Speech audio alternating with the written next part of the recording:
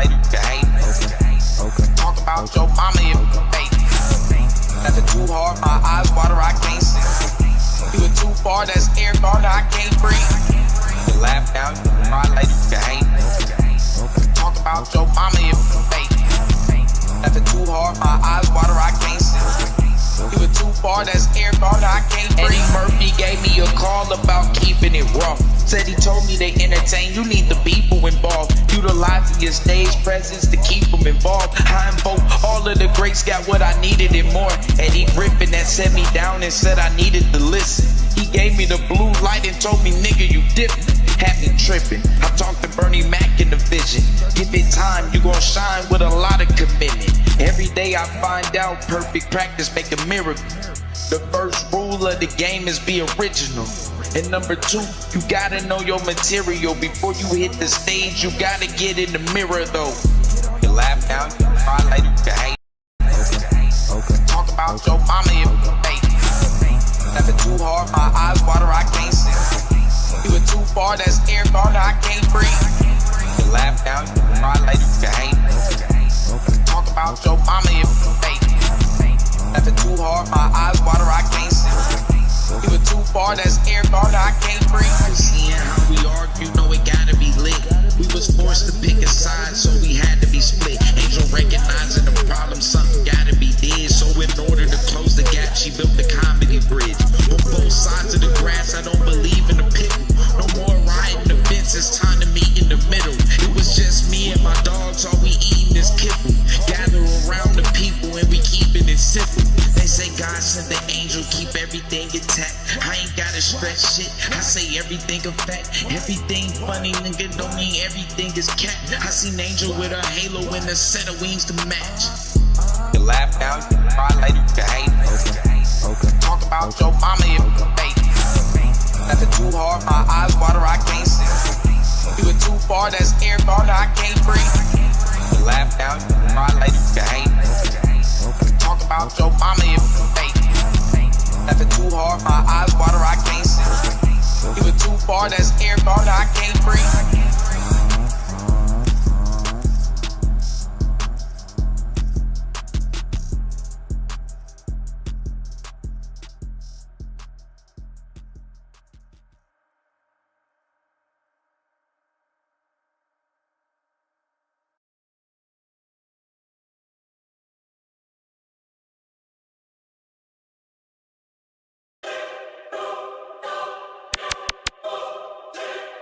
Drop them off.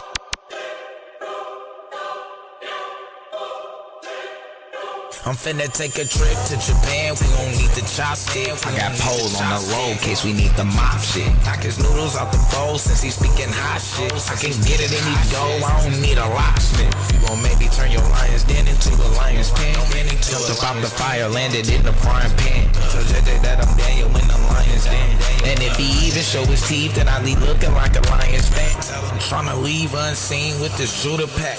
They got me out here maneuvering with sewer rats. I'm tryna lead Judah brains all in Judah lap. That's aside from Judah Nazareth to Judah Knack. Then a return to the scene, I'm just cruising back. I'm just a killer, so I figured I'd do a lap. The whole HOK got Judah back. First, I never found this lid and try to screw it back, but couldn't salvage no remains, so we threw it back. This is where we move them back. We gon' draw a line in this section.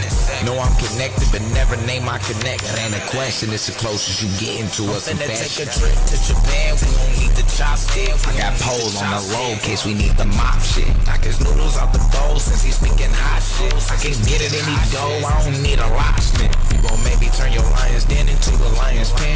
Jumped up out the fire, landed in the frying pan. So just that I'm Daniel in the lion's den. And if he even show his teeth, then I leave looking like a lion's fan. The only typing and God know that to the most lies. When he put it on his kids, his soul to the most high. He look you dead in your face, in both eyes. If something happened to the baby, do you know why? I see polite set a standard that you hold high. I had the bar so low, couldn't go by. Draw a line on you niggas playing both sides. I'm in the face of JJ7K with a 4-5. Got me out here picking strays, ain't it funny, cat? Why they call them lions then? I used to water that until I seen them get on outside netter and do a thunderclap. Hear him say he lying, I'm put a cage on the Thundercat. Dare you to make me get the tape and have to run it back. Watch him play like he immune to the fact. He just left side netter, but he soon to be back. Lions didn't get around, that's community cat. Lone wolf, but I ain't moving in pack. I hit Japan, you can feel it in your shoes like I'm moving the map. He getting nailed to the cross, we keep it Judah intact. This flood of tsunami is moving them back. This kick in the body lets you bring in a fight. These niggas is on the spectrum, they ain't bringing no light. It's such a saying they claim the fame is off the name of polite. Flip a switch, don't they all look the same in the light? My shit, I'm just putting the team on. Trying to see how much love they got to give when the steam gone. Wouldn't be blue if I ain't give it a theme song. Just look around, I ain't been on the scene long. When the last time you think Judah done been home? No time soon, cause that nigga been gone. He put the crown on the pie and to me it just seemed wrong. Take a knee, or get a bow at Queens. And then take a trip to Japan, we gon' need the chopstick. I got poles on the low, case we need the mop shit. Knock his noodles out the bowl since he's speaking hot shit. I can get it any dough, I don't need a lobster. You gon' maybe turn your lion's den into a lion's pen. Jumped up out the fire, landed in the frying pan. So that I'm Daniel in the lion's den. And if he even show his teeth, then I leave looking like a lion's fan. I told y'all it wasn't go in with him.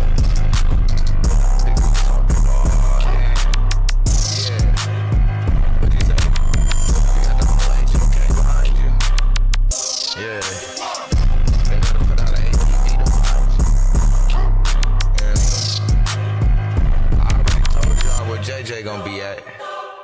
Right back on side net of lap. Quit playing with you and them little kids. Y'all mentioned the name of my chat. I'm straight, bro. We got him. What you said, hood therapy? I'm finna take a trip to Japan. We gon' need the chopstick. We gon' need the chopstick. We gon' need the chopstick. We gon' need the chopstick. Oh, you want it solar mine?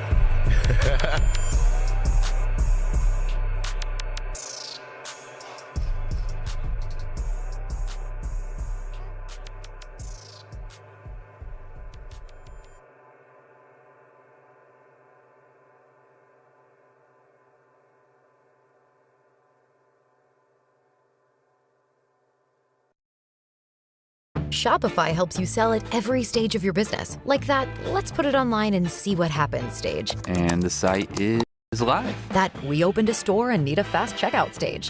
Thanks. You're all set. That count it up and ship it around the globe.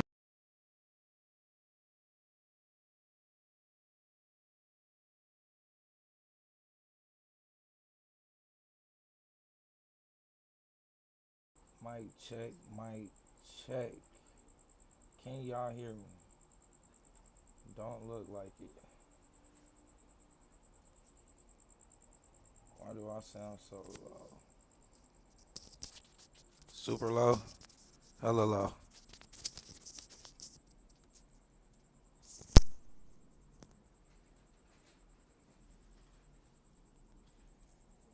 Oh, yeah, it's better.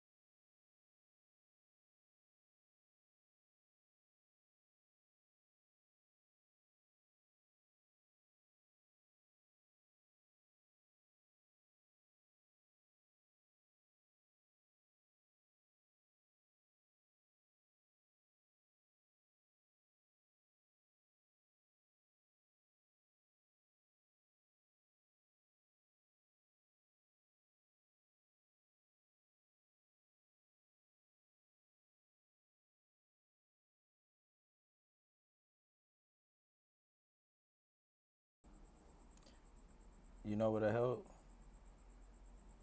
If I unmuted my mic, right? Damn. Alright, so. Sheesh. I wonder if I could put that on there. I ain't gonna worry about it. We'll figure that out. So anyway, y'all already know, man, from the title, right? The title of this is very, very, very clear. Alright. The goddamn Hebrewz then lost their minds. Everywhere you go, you see them on the same type of time. And what I mean by that, they've become political, right? They're just as invested in the direction of things as any other American. And it's sad because you don't even really get to see a difference, right? You don't see a difference. We're going to give you some examples, though, right? We're going to play with it. Try to see what's going on.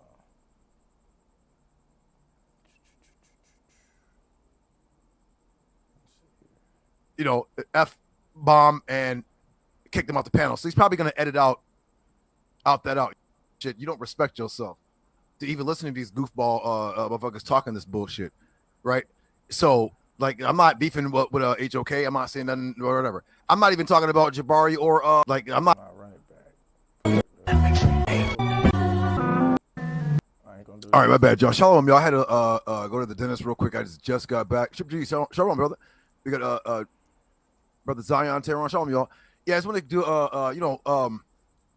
JJ was in the chat. Shout out to JJ 7000. He was in the chat, and my wife was like, "Yo," she was like, JJ was talking, and somebody was deleting his comments. So I was gonna apologize to the brother JJ for that, whatever, right? Because me and JJ supposed to have our second debate. We still haven't figured out where we're gonna have it though, because we both agreed that we have to find a neutral platform where there's no rigging, no crazy shit, no bullshit. But that's gonna be really, really hard to find because it's just and maybe white platforms probably would be a better because they don't, right? I mean, all right, think about it, right? The white platform. What? You hear this guy? Don't really have the sucker shit that be going on with our people. It seems like niggas just can't seem to do anything right. Like it's like god damn, bro. Like what the fuck, bro? Niggas just can't get it together. You know what's funny, right?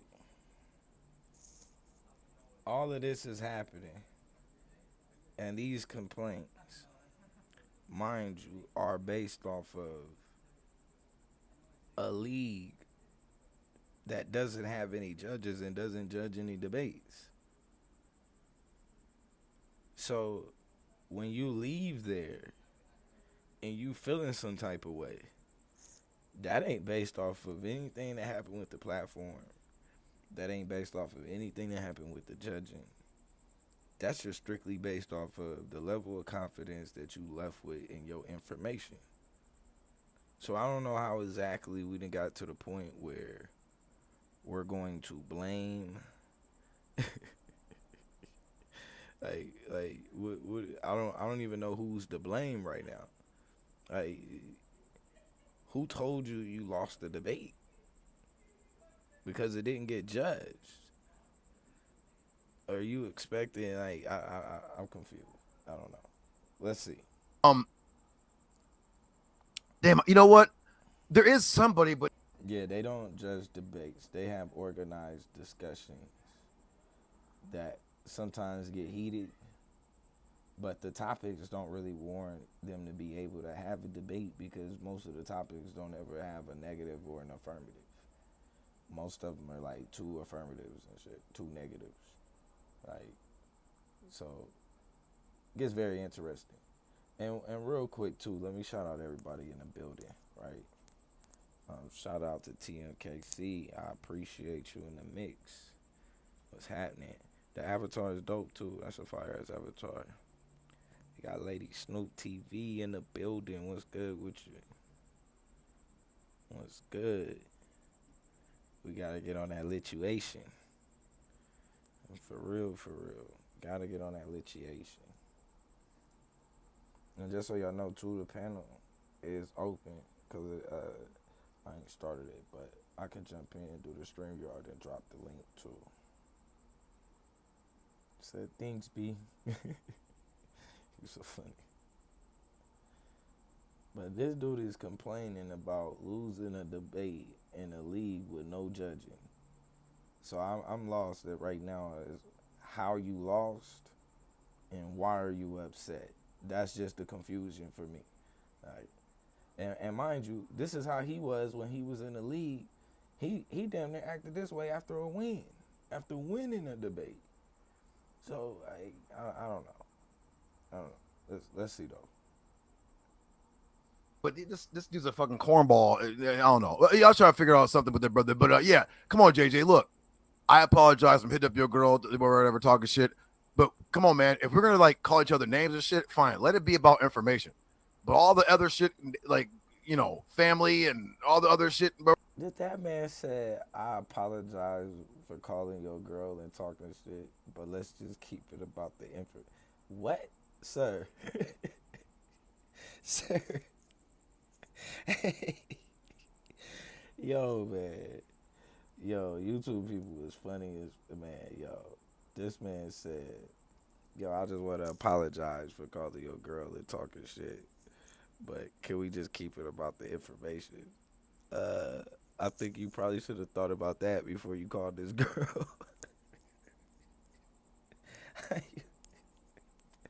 How you call somebody girl talking crazy and then gonna try to be like, we should just keep it on the information, sir? Like, bro, I think we way past that. Like, we at like pull up time at that point. Like, this is drop your location time. Like, he tripping. That man said, bruh. Let me make sure I heard him right. I must have heard something wrong. Or whatever. Something. There is somebody, but this dude's a fucking cornball. I don't know. Y'all trying to figure out something with their brother. But yeah, come on, JJ. Look, I apologize for hitting up your girl or whatever, talking shit. But come on, man. If we're gonna like call it, how you say that and then go but? What's the but, man? Like, there's no but after you say something like that. Like, sir, you apologize for doing what? Damn, you know what? There is somebody, but this dude's a fucking cornball. I don't know. Y'all trying to figure out something with their brother. But yeah, come on, JJ. Look, I apologize for hitting up your girl or whatever, talking shit. But come on, man. If we're gonna like call each other names and shit, fine. Let it be about information. But all the other shit, like family and all the other shit or whatever, let's leave that shit alone. Right. That shit gets in the way of what we're really trying to do. Right. And we're Israelites. We're not even supposed to be doing that to each other, like at all. You know what I'm saying? So and also, do you hear him? And they're Israelites. They're not even supposed to be doing that at all. But we'll see what discussion, what direction their discussion goes in, and let's see if it's a discussion that they should be having in the first place. If these political problems are something that they should be worried about in the first place. And I'm just letting y'all know they have failed you.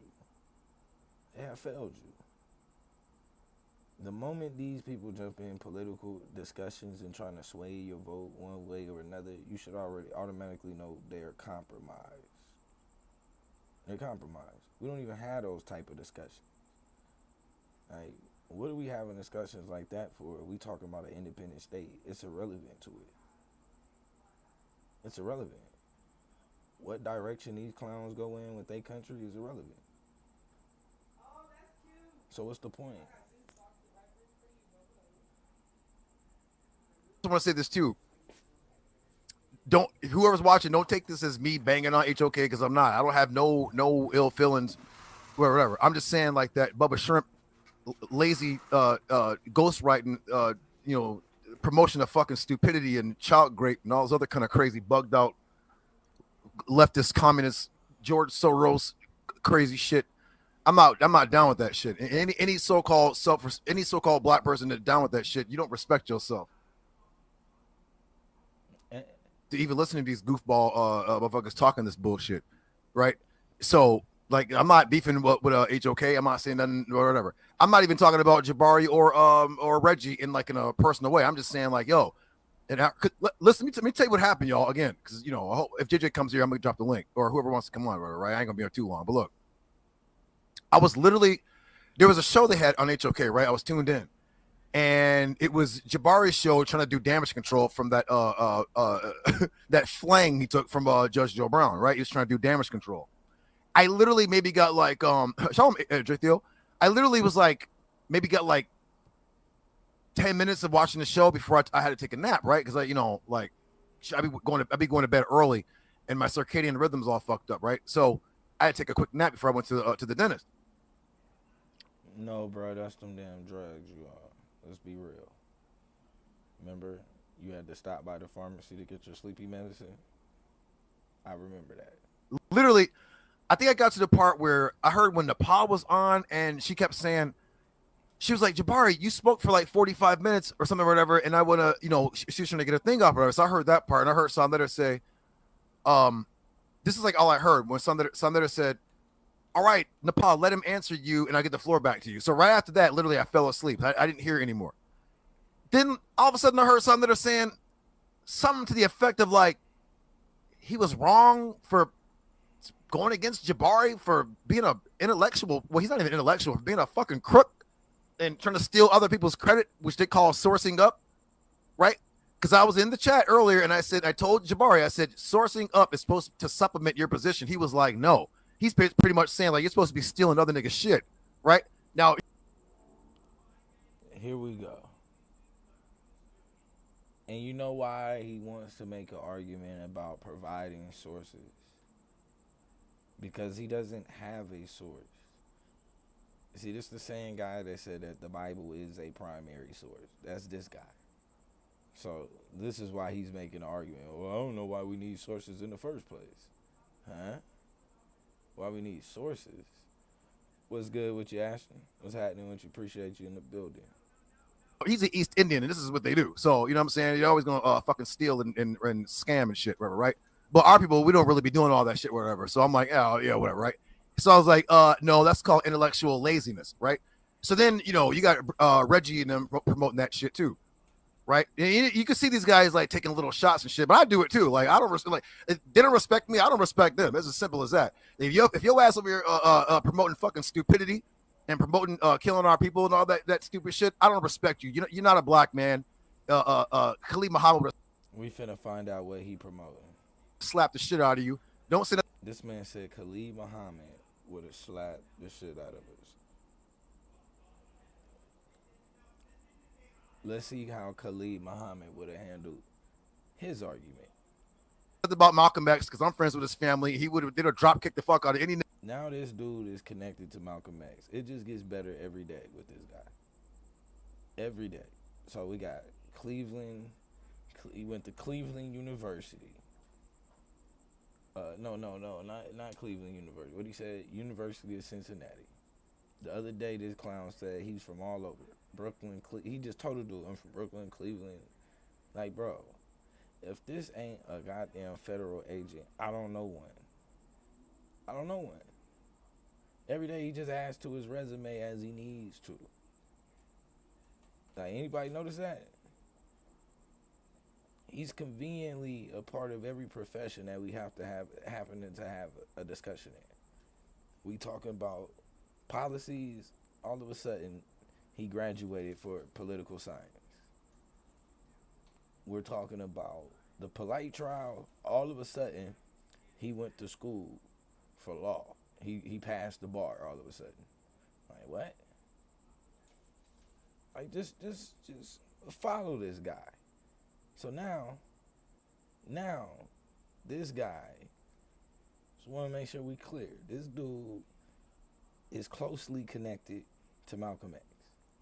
Sure you are. If your ass over here promoting fucking stupidity and promoting killing our people and all that stupid shit, I don't respect you. You're not a black man. Khalid Muhammad would have slapped the shit out of you. Don't say nothing about Malcolm X because I'm friends with his family. They'd have drop kicked the fuck out of any nigga talking about this old crazy leftist bullshit. Malcolm X warned us about these motherfuckers, right? So, you know what I mean? I'm literally, my wife even knows the family too.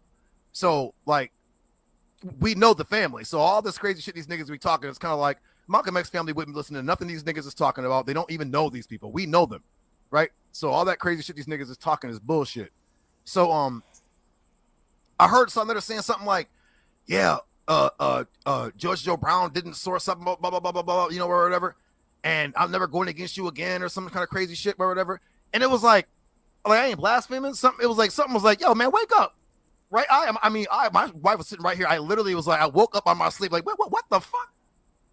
I know I didn't just hear this stuff, this bullshit. And then I said it again. I wanted to go on the channel and be like, this is not, because remember, Garfield's dumbass is the one who started this intellectual theft shit, right? Benamar Resurrected said, they must have heard you because Saad took that live stream down, already probably got disgusted listening to Jabari soft wolf tickets, cop please and push the homosexual. Actually, that video got destroyed, got deleted. But we'll say that for another day.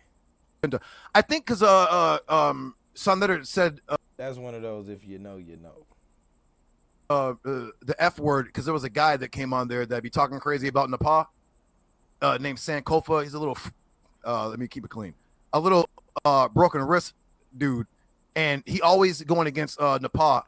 And whenever Sonnetter and Nepal have their little thing or whatever, you know, they have their little thing or whatever, right? That's their business. This dude always trying to come in between their relationship and shit and like try to like side with Sonnetter against Nepal. So Sonnetter called him, you know, F bomb and kicked him out the panel. So he's probably gonna edit out, you know, whatever, right? But Jabari and them definitely are pushing the homosexual. And I said before, that, you remember when I was on there the other day after the Judge Stowe thing? This is coming from the guy who his God sends homosexual demons on him. This is coming from this same guy. But we'll take his word for it. If you go look at the chats, people are like, yo, that Judah Naz dude was the only dude talking sense. But I wasn't the only one. But they were like, that Judah Naz dude was talking sense. People know that these guys are pushing the homosexual agenda. And this is no hate speech. This is what they're pushing. This is not even Democrat. This is transgender teaching your little kid. And let's just be honest. The real issue that he has with Jabari is he believes he deserves to be in the same arena. And the problem is he don't even belong in the nosebleeds. He doesn't even belong in the nosebleeds as an intellectual. You'll see. Let's just listen to what he brings to the table. Kids how to perform oral and anal and all this other kind of crazy shit. Kids, this is not even Democrat. This is transgender teaching your little kids how to perform oral and anal and all this other kind of crazy shit. This is censorship. This is... Why does his mind always go there? Like, it was so many ways to deliver that. But he chose to deliver it in a way that he could imagine it. Immigration, this is one world government type shit. This is whatever. This is the kind of shit that they're pushing, right? The jab, crack pipes and syringes and all that kind of crazy shit. This is that kind of shit they're pushing, right? And they know that too, right? What they don't know is we over here watching. We watch BitChute, Rumble. We don't watch fucking Fox News and CNN and all MSNBC because that shit is fake news. We watch real news outlets, right? We watch black political shows too, where they are voting for Trump. They are not down with the fucking agenda. So when you hear Reggie and Jabari and them talking this Karl Marx crazy child essay shit, it's like yo man, like is George Soros paying you niggas? Like what the fuck is going on here? Right, this is some George Soros. If y'all know who George Soros is, go look him up. The shit they be talking, like, you know, I'm like, remember, Jabari tries to insult everybody, but because he thinks black Americans are stupid. Because I keep trying to tell y'all he's not. And somebody in the chat yesterday said was that this guy is clearly an East Indian. I was like, I told y'all that. That's why he kept trying to make Kamala Harris an African. She ain't no African. She's an East Indian. Remember, Mighty Hebrew had to come over to my channel and expose it because he wasn't allowed to do it on the HOK, right? He was the first one to hit the panel and didn't really get a chance to speak, right? So, you know me, I keep it real, right? You know what I'm saying? Like when it's for our people, it's for our people. Either you're going to be for our people or you're not, right? So Mighty Hebrew came over here and gave his presentation. Shout out to Mighty Hebrew, by the way. So he said ventriloquism running wild, repeating other people. Yeah, I mean, it is. I mean, like, they're trying to make that the standard. Like, remember, he kept saying source.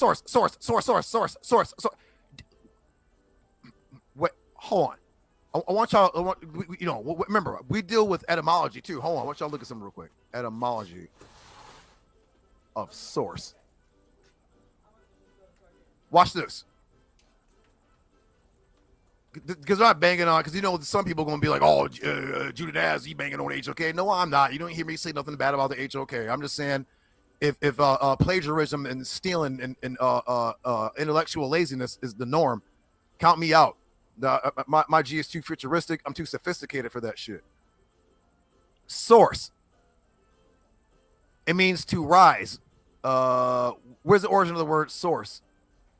From the Middle English source, from the Old French source, rise, beginning, spring, source. Now look, if you have a debate and they ask you what's your source, then they must be talking about the actual first person to ever bring up this whatever idea you're talking about would be the source. So let's say, for instance, right, if you say you're debating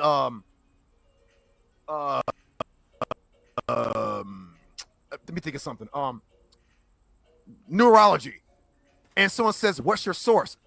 Technically, the word source is whoever the first person to term that term neurology and, to bring up the study of neurology, that's the source. Not somebody who's writing about neurology. That's not a source. That's somebody's just their commentary on whatever. So these guys are not really even giving the source. They're just stealing other people's shit and then taking credit for it. That's not a source, right? That's why I say your source, your so-called source, is supposed to supplement your position. You're supposed to be doing the work, putting in the work, not stealing somebody else's shit, okay, and then trying to claim it as your own. That's not source. That's called theft, okay? And nobody respects. That's not the work. Not steal source. Pretty much saying like you're supposed to be stealing other niggas' shit, right? Now he's an East Indian, and this is what they do. So you know what I'm saying? You're always gonna fucking steal and scam and shit, whatever, right? But our people, we don't really be doing all that shit, whatever. So I'm like, oh yeah, whatever, right? So I was like, no, that's called intellectual laziness, right?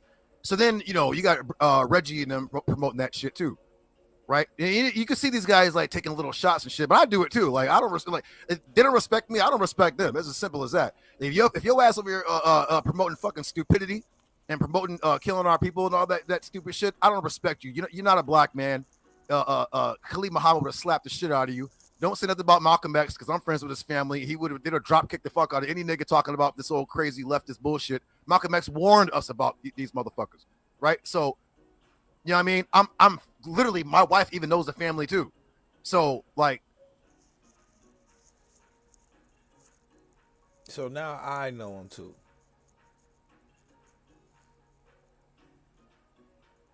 Now I know him. We know the family. So all this crazy shit these niggas be talking, it's kind of like Malcolm X family wouldn't listen to nothing these niggas is talking about. They don't even know these people. We know them, right? So all that crazy shit these niggas is talking is bullshit. So I heard something that are saying something like, yeah, George Joe Brown didn't source something, blah, blah, blah, blah, blah, or whatever. And I'm never going against you again or some kind of crazy shit or whatever. And it was like I ain't blaspheming. Something was like, yo, man, wake up. Right? My wife was sitting right here. I literally was like, I woke up on my sleep like, what the fuck? I know I didn't just hear this stuff, this bullshit. And then I said it again. I wanted to go on the channel and be like, this is not, because remember, Garfield's dumbass is the one. And I want y'all to know that the conversation that he's upset about is who's going to be the fucking president. Just so y'all know that. That's why he's upset. As an Israelite. Let's go. One who started this intellectual theft shit, right? Benamar Resurrected said, they must have heard you because Saad took that live stream down. Already probably got disgusted listening to Jabari soft wolf tickets. Cop, please, and push the homosexual agenda. I think because Son Leonard said the F word because there was a guy that came on there that be talking crazy about Nepal named Sankofa. He's a little, let me keep it clean, a little broken wrist dude. And he always going against Nepal. And whenever Son Leonard and Nepal have their little thing or whatever, you know, they have their little thing or whatever, right? That's their business. This dude always trying to come in between their relationship and shit and like try to like side with Son Leonard against Nepal. So Son Leonard called him, you know, F bomb and kicked him out the panel. So he's probably gonna edit out, you know, whatever, right? But Jabari and them definitely are pushing the homosexuality. And I said before, you remember when I was on there the other day after the Judge Stowe thing? If you go look at the chats, people are like, "Yo, this the same guy that said there was no feminine principle in the Torah." Just want y'all to be make sure y'all know that. He said no, it's what he said. Well, that Judah Naz dude was the only dude talking sense. But I wasn't the only one. But they were like, that Judah Naz dude was talking sense. People know that these guys are pushing the homosexual agenda. And I'm not, this is no hate speech. This is what they're pushing. This is not even Democrat. This is transgender, teaching your little kids how to perform oral and anal and all this other kind of crazy shit. This is censorship. This is immigration. This is one world government type shit. This is whatever. This is the kind of shit that they're pushing, right? The jab, crack pipes and syringes and all that kind of crazy shit. This is that kind of shit they're pushing, right? And they know that too, right? What they don't know is we over here watch BitChute, Rumble. We don't watch fucking Fox News and CNN and all MSNBC because that shit is fake news. Sir, this man said, and don't get me wrong, it's good to diversify your news media outlets, right? But when you do that, you gotta understand that no matter what news media outlet you dealing with, it's gonna be biased. So this dude is now, and this is the guy, like you could tell he's still like he believes in Alex Jones and shit. Like this is this guy. He's locked in on that. This guy got life straws and shit, yo. That's this guy. We watch real news outlets, right? We the best big shoot and shit. That's the real news. We watch black political shows too, where they are voting for Trump. No, you don't. They are not down with the fuck. See, you see the backwardsness of that? You can't say you watch black political shows that talk about voting for Trump. Because the moment that they're talking about voting for any candidate, then you're talking about an American show with black people on it. That's a totally different discussion. Fucking agenda. So when you hear Reggie and Jabari and them talking this Karl Marx crazy child SA shit, it's like yo man, like is George Soros paying you niggas? Like what the fuck is going on here? Right, this is some George Soros. If y'all know who George Soros is, go look him up. The shit they be talking, like, you know, I'm like, remember, Jabari tries to insult everybody, but because he thinks black Americans are stupid. Because I keep trying to tell y'all he's not. And somebody in the chat yesterday said, was like, this guy is clearly an East Indian. I was like, I told y'all that. I got my phone to dirt. That's why he kept trying to make Kamala Harris an African. She ain't no African. She's an East Indian. Remember, Mighty Hebrew had to come over to my channel and expose it because he wasn't allowed to do it on the HOK, right? He was the first one to hit the panel and didn't really get a chance to speak, right? So, you know me, I keep it real, right? You know what I'm saying? Like when it's for our people, it's for our people. Either you're going to be for our people or you're not, right? So Mighty Hebrew came over here and gave his presentation. Shout out to Mighty Hebrew, by the way. So he said ventriloquism, running wild, repeating other people. Yeah, I mean, it is. I mean, like they're trying to make that the standard. Like, remember, he kept saying source. Wait, hold on. I want y'all. Remember, we deal with etymology too. Hold on, I want y'all to look at something real quick. Etymology of source. Watch this. because I'm not banging on, because you know some people are gonna be like, oh, Judah Naz, he banging on HOK. No, I'm not. You don't hear me say nothing bad about the HOK. I'm just saying, if plagiarism and stealing and intellectual laziness is the norm, count me out. My G is too futuristic. I'm too sophisticated for that shit. Let me go back. Source. It means to rise. Where's the origin of the word source? From the Middle English source, from the old. So if you can see the thumbnail, right? Very simple basis. Hold on. Walk in.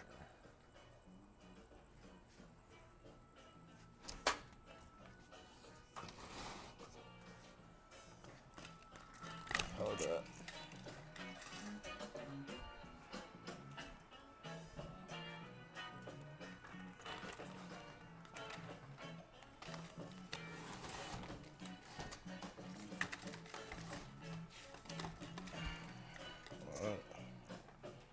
All right.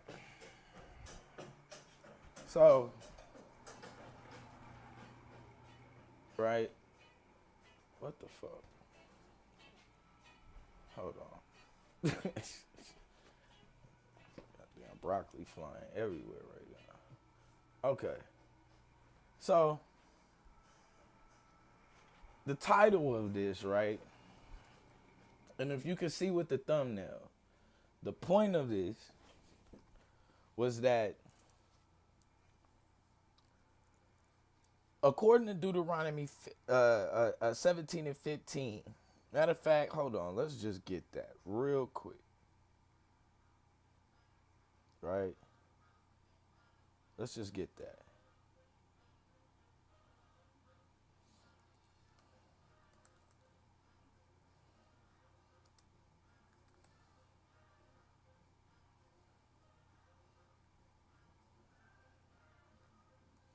Right?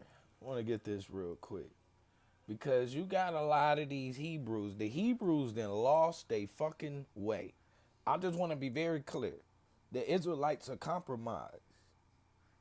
They've been compromised. They've turned to the red. They turned to the red party. No question. And you're going to see when you listen to the discussion. It's one thing if you're making an argument. Yeah, okay. I don't fuck with. I'm never gonna make you an argument. Oh, you should vote for Trump because such and such is out to get us, or you should vote for Kamala because such and such is out to get us. Nigga, they both out to get us. Where the fuck? Like, where do these people get off at with this shit? They both out to get us. They both got the same agenda. Keep their foot on our neck globally. So I just want to get this scripture real quick, right? Because these goddamn Israelites done lost their way. And it's sad that in order for y'all to get the Shabbat and the Shabbat actually practiced correctly, you had to come to the dark side.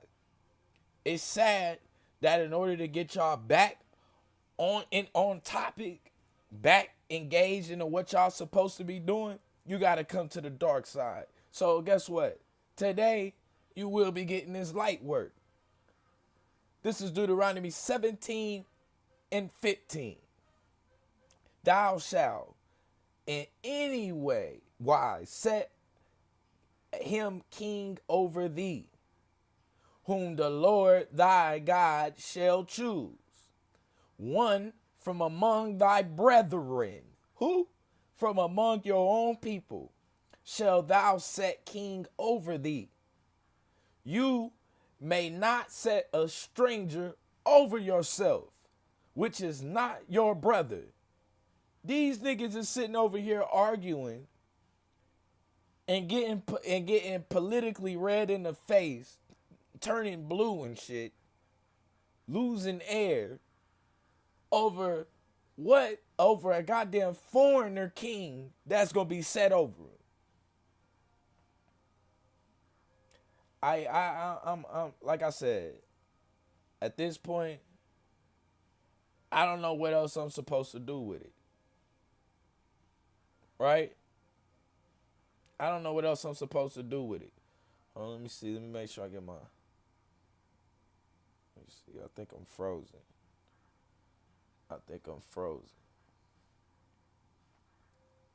Hold on.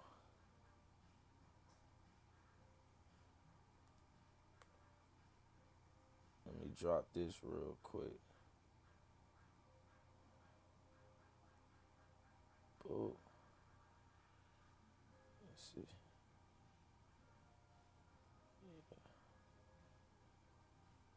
All right, hold up. Let me add this back. But yeah, I don't know what then happened to the Israelites. I'm telling you, they compromised. The only thing they do now is talk about mainstream news, mainstream media, and voting every fucking 4 years. And most of the time when you hear them, they damn near talking Republican. Like, yo, you got these niggas, and it's sad, right? I think one of the worst things ever to hear is to hear an Israelite, a so-called Hebrew Israelite, speaking against Marxism, speaking against communalism, promoting capitalism. Like, what type of sick fuck are you? People are behind, yo. Behind. Oh, man, get that shit going. Damn, I gotta fix that shit again, cuz. Oh, this one.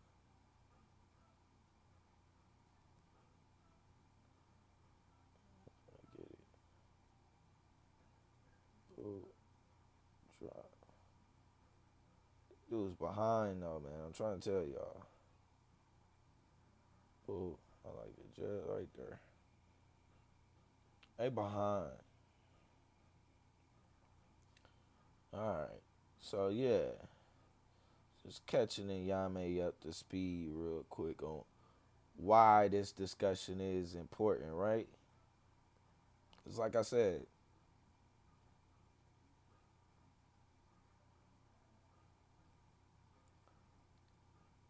these dudes ain't supposed to be worried French about source. Rise. what king gets set over them. Matter of fact, hold on, let me go back. Because I'd rather get a better. Let me see if I can get that shit. Let me see if I can get it in the without the KJV. Alright. I just want to make sure that so it's clear. Alright. I want to make sure we get a clear understanding. Alright. Clear understanding.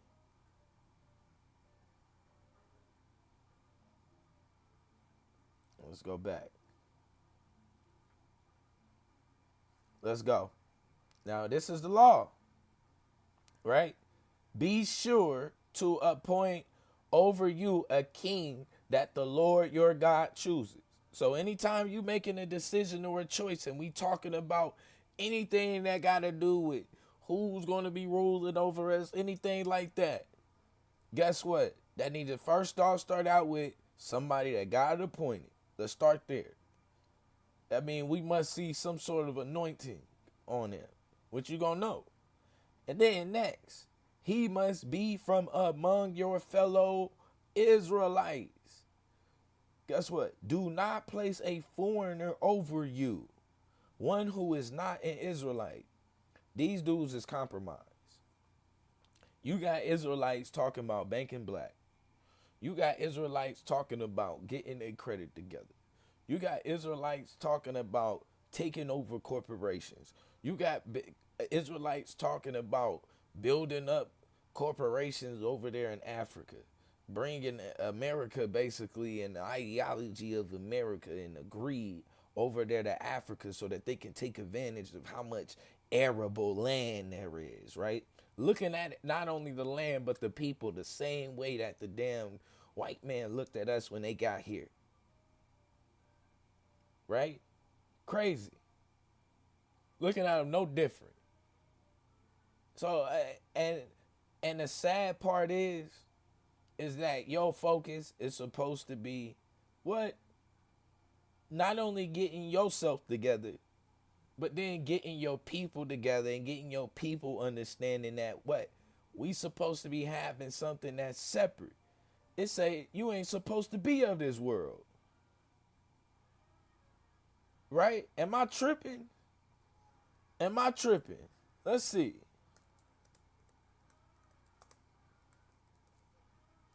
Let's see.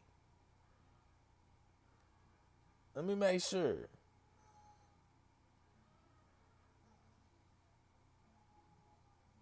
What? Romans 12:2, and be not conformed to this world, but be ye transformed by the renewing of your what? Mind, that ye may prove that what?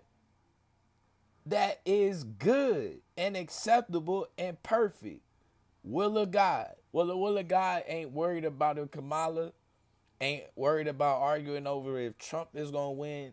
Nigga, the will of God is getting black people together. That's supposed to be the will. That's what I thought it was. But like I said, the Hebrewz done lost their goddamn ways.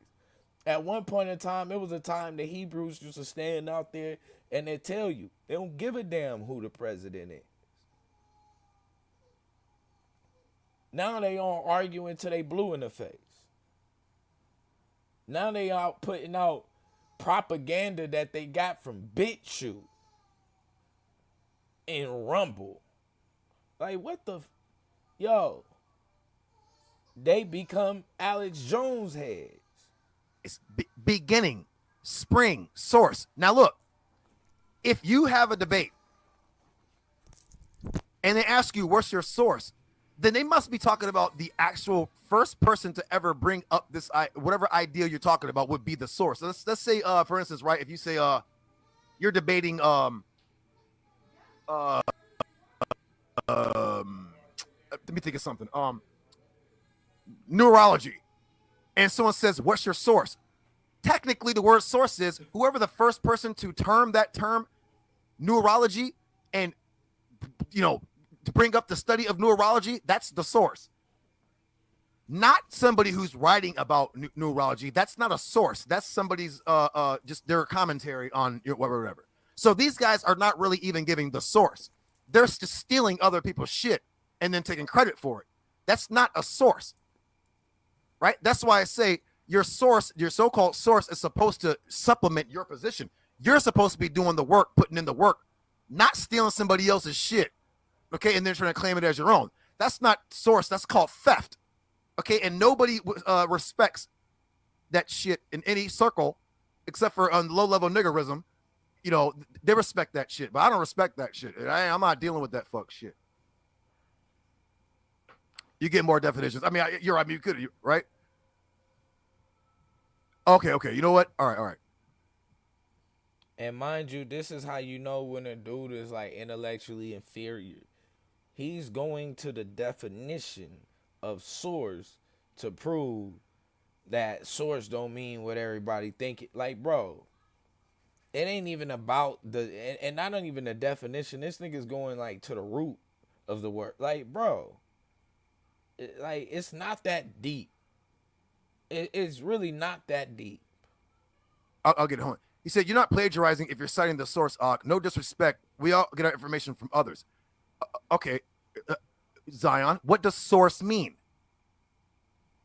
Source means the beginning.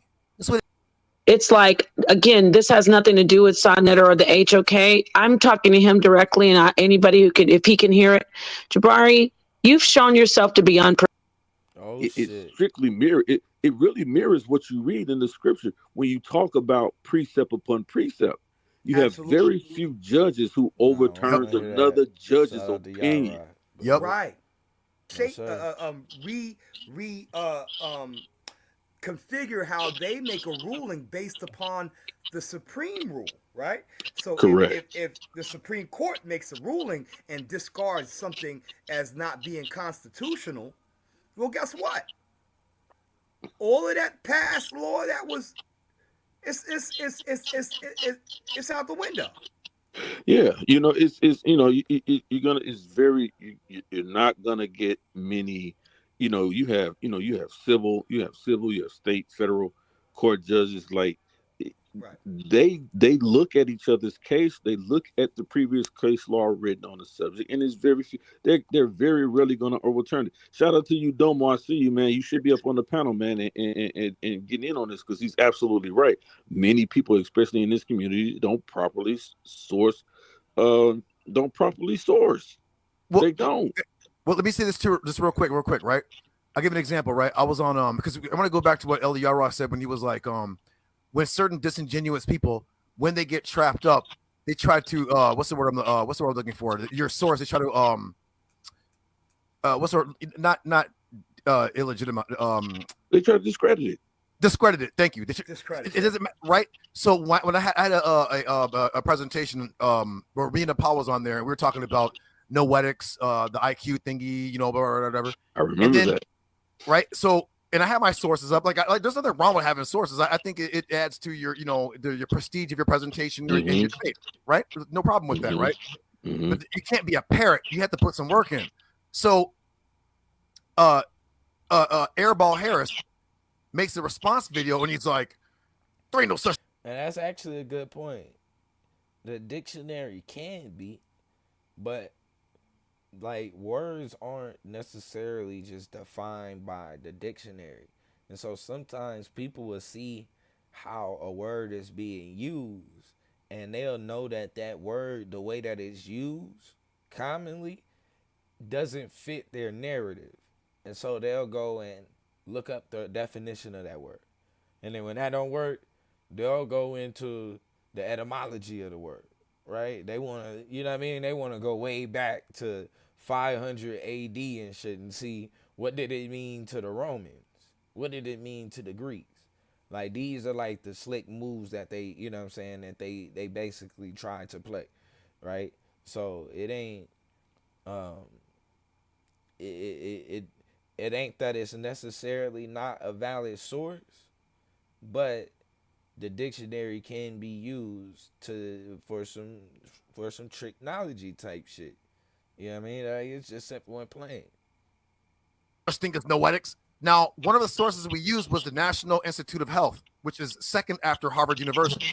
And mind you, like, these niggas is talking about the whole political process. This is what this conversation is about. This is, just so y'all know, this is not Fox News. This is not CNN, MSNBC. This is not the Chop Up Show. This is an Israelite programming. And it's finna get very emotional about, guess what? Guess what they finna get emotional about? I just want to make sure we clear on this. Right? I want to make sure we clear on this. These niggas is conformed to the world. That's their goddamn problem. Be sure to appoint over you a king the Lord your God chooses. Watch this. Do not place a foreigner over you, one who is not one of your brothers. These niggas is getting emotional over a foreigner king. Just want to make sure that shit is crazy. Right. An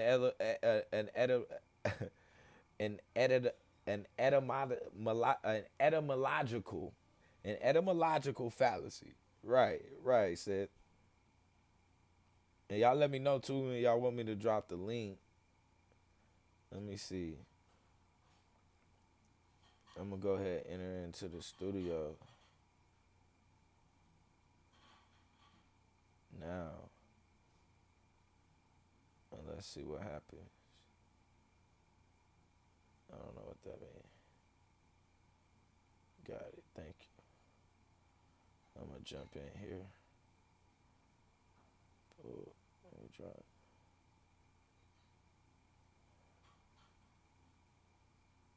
Present. No, wrong. All right. Oh.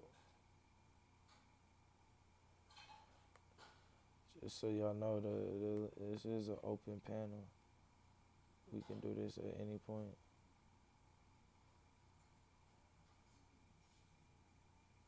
Alright, we do this at any point. Cause these niggas, And it's sad because when you really think about it, the only people that are talking about an independent state still in this day and age is the dark side. That's it. Everybody else is compromised. These are Americans disguised as Israelites. They're Americans. And they trying to like really sell it to you like, no, well, you know. No. 5-10 years ago, there's no way you be this discussion to be on an Israelite channel. Not to this extent. Watch.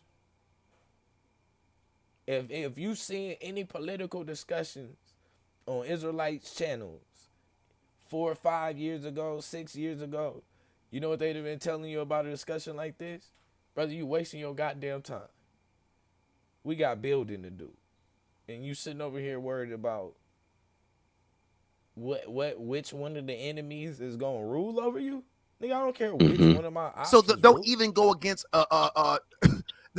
you know, like doctors, like you know, like I'm talking like doctors and neurologists and psychologists and psychiatrists and just to say your source isn't good enough. Well, then if that's the case, then whose source is good enough, and who are the people to determine whether sources are legitimate or not? Like we need to find this body of people that say, okay, did you go to these people to say whether your source is legitimate or not? Because anybody can say, well, your source is not legitimate.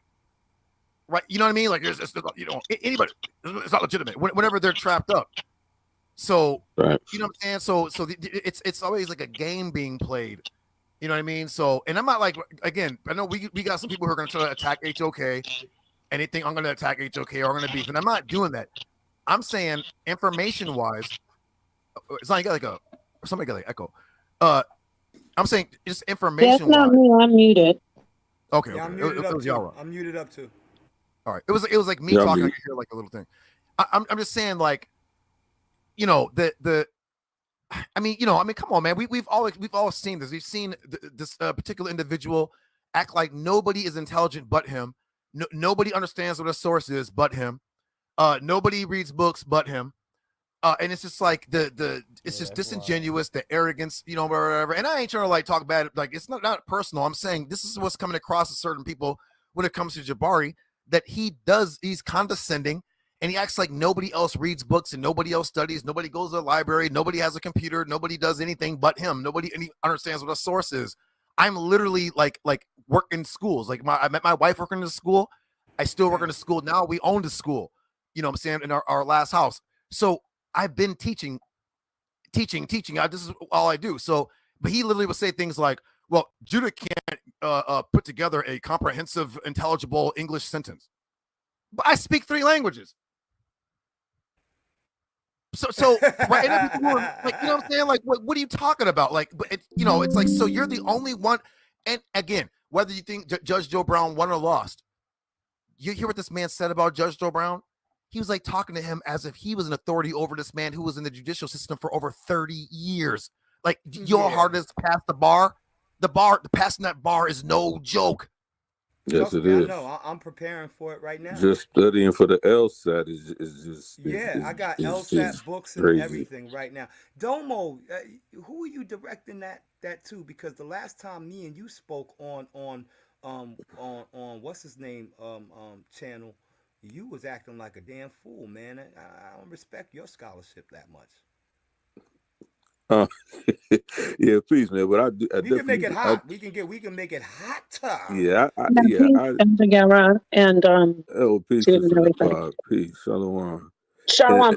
Real quick, Judah, I'm gonna send you something that I want to get in her email, and I want you to read it. I don't want to read it on this channel, but because I really don't want to talk about say my grandfather's name, but I need you to not say the name and read the information, because Jabari was so highly disrespectful to me. Like I said, I don't want to say my grandfather's name, and that I sent it to him privately. He had the audacity on the live stream to go Google some shit and to imply, oh, the only minority floor leader was this black man. Was he black? Because like trying to say I'm lying about my grandfather. You see how he is? Like he can't be, he has to be the one to be up above everybody. And I didn't even want to flex on him like that. But I'm really point, it's like, again, this has nothing to do with Sonnet or the HOK. I'm talking to him directly, and anybody who can, if he can hear it, Jabari, you've shown yourself to be unprofessional. You definitely are not about ma'at or balance. You're very self-centered. You can't stand being wrong. You went and did a whole stream talking about me, saying that I misquoted Kamala Harris, only to put the quote up there was exactly what I said. And she never said one thing specifically about Negroes, blacks, or progeny of slaves. So I just want to throw that out there, that was just a whole shit show. And of course they gaslighted me. Oh, you're being disrespectful to Sonetter and Jabari, because he was up there for 45, over almost an hour talking. And once I got up there to talk to him, when he went to answer me, you know, Jabari, he just rambles and filibusters and rambles. He just takes you all the way around to nowhere, so people can forget that he's a liar. And I said to Jabari, you're a liar, my friend. You lie, Jabari. I try to be patient with you and use careful words. You're a liar, Jabari. And what you also are is you're jealous and condescending. Judge Joe Brown, his career makes you look like a first grader. Okay? All right. Let me say this. Oh my God. Bye. I can't be up here with Son. I'll wait till Sonetter's not up here. I gotta go. Please go. Let me say this. No, actually, I'm not gonna go. You're not gonna disrespect me. I was gonna leave. Man. Yeah, number one. A lot of people. You leave, go. You leave and go. Since you want to make a scene and be rude, you leave and go. It's okay if a man disrespects his wife, but his wife can be disrespected and nobody say anything. You know, good, leave, go. Who talks to their wife like that? And they can get the sound bites because you're the reason. What do you mean, leave, go? All right. Number one, niggas is jealous of Jabari. Number two, a lot of y'all niggas, and when I say y'all, don't it's a rock. Don't let the rock hit you. All right. A lot of y'all got soft hearts. You got soft skin, and y'all not built for the goddamn platform. Because all this fucking crying, Jabari ain't cried not one fucking time, and y'all supposed to be Israelites and tough. And the minute somebody say something that you don't agree with and that you don't like, you fucking cry. Stand there like a fucking man. Battle the man. Don't run and go do all kind of crazy shit. Y'all niggas is weak. I've been doing this shit for a long time. When Shaka, with all the other people, I come here and niggas is fucking crying. Because you talking all this shit about Jabari, but guess what? Jabari ain't fucking crying. He's standing there and he running over you motherfuckers. Y'all niggas is up in here crying Jabari this. You don't see him making no fucking videos about Judah Nash, about any of y'all. And I'm not helping out for him. I'm just telling you what the fuck I see. I'm looking at this shit and it's looking crazy. Nepal gets her ass up there and lose it and get all fucking emotional. All fucking emotional. Like you're doing right now? Like you're doing right now? Goddamn knowledge. I'm not getting emotional. Screaming and cursing everybody out? That's emotional. I'm not getting emotional. Check. This is the way I've always talked. For a long time. When shit is wrong, it's wrong. And what y'all doing, this is the toughest environment to be in. You don't see Jabari crying. He will sit there and wait till y'all finish. The minute he start talking, you talk over him because you hurt. And you know you wrong. Judge Joe Brown, my brother Judah, we was not up there talking about a bar association. We was not up there talking about law. So, of course, Judge Joe Brown know more law than Jabari. But we was up there talking about politics, political thing, presidential campaign. And Judge Joe Brown got up there and didn't show one fucking source. And every time he said something wrong, guess what Jabari did? He pulled the goddamn source and showed them that he was wrong, that he was inaccurate. He was wrong. So everybody every time. Now I understand the jealousy. I understand niggas is hating. So everybody, wait, so hold on. So everybody. I'm jealous of Jabari. Really? Yes, you are, Nepal. You're weird. I was supporting. Hold on, I'm asking, y'all. I just want to ask. So everybody is wrong, but Jabari. Everybody wasn't wrong, but we do know that the asses are masses. The masses of the people are asses. We do know that. Mm. The masses of black people are fucking asses. These niggas are stupid. Right. Okay. Judah, Sonetta, do you mind if I speak? I don't want to cut you off. Okay. First of all, Jabari was crying during the entire debate after party. He kept on threatening you, and you had to check him because he was trying to punk you, saying, you better do something. You're going to lose me. You had to check him finally. Number one, he was crying because he was complaining and crying. I'm just making the facts, as you said all this, and I just want to clear up the lies that you just told. Why would I be jealous of Jabari today? I wasn't thinking about Jabari. I was making tacos, and we were having a good day. And you said Jabari called me and he said he wants to do a video on you, Nepal. So there's your second lie. You said Jabari doesn't do videos on anybody. He literally called you and said he wanted to do a video on me after his debate. He wanted to do a video I didn't cut you off. He said he wanted to respond to your video. Sonetta, I didn't cut you off. See how it works, everybody? But if it was over there in the HOK, I'd be saying, shut the fuck up and get in the back. You're disrespectful. But we're on a different platform, so I'm speaking in just a minute. Please, King. All right, so that was a lie right there. Jabari did do a video on me, meaning about the statement I made. Of course, it wasn't personal. Responding to him? Sir, when I was did something, he didn't get up there and cry about it. Remember, I was told that I don't have discipline. He talked a long time cursing us all out, calling us MFers, and we're jealous. And I didn't cut you off, but you've already twice cut me off. See, this is a reveal. You're emotional, and you're not built for the HOK. That's it. Sonetta, you're still cutting me off. You're still cutting me off, honey. Every time with everybody. You're still cutting me off. Yeah, you said that. Get your way. Sonetta, you said that, but now, Sonetta, you said that. I'd like to finish speaking without being interrupted like you do on your channel. Now, Jabari is the one who cries because, see, he came in and told a whole goddamn lie and said that statement said something about black people, and it didn't. And the scary part is... Did so. You missed it, Nepal. Oh, my God. You're still talking over me. The racism. When she said America is racist, who do you think she's talking about, Nepal? Sonetta, why are you jumping in when I'm talking, honey? Because you keep saying she ain't say nothing about black people. But you said you don't interrupt. I let you talk, my love. I'm talking now. Remember, I don't have discipline, but people know what's really going on.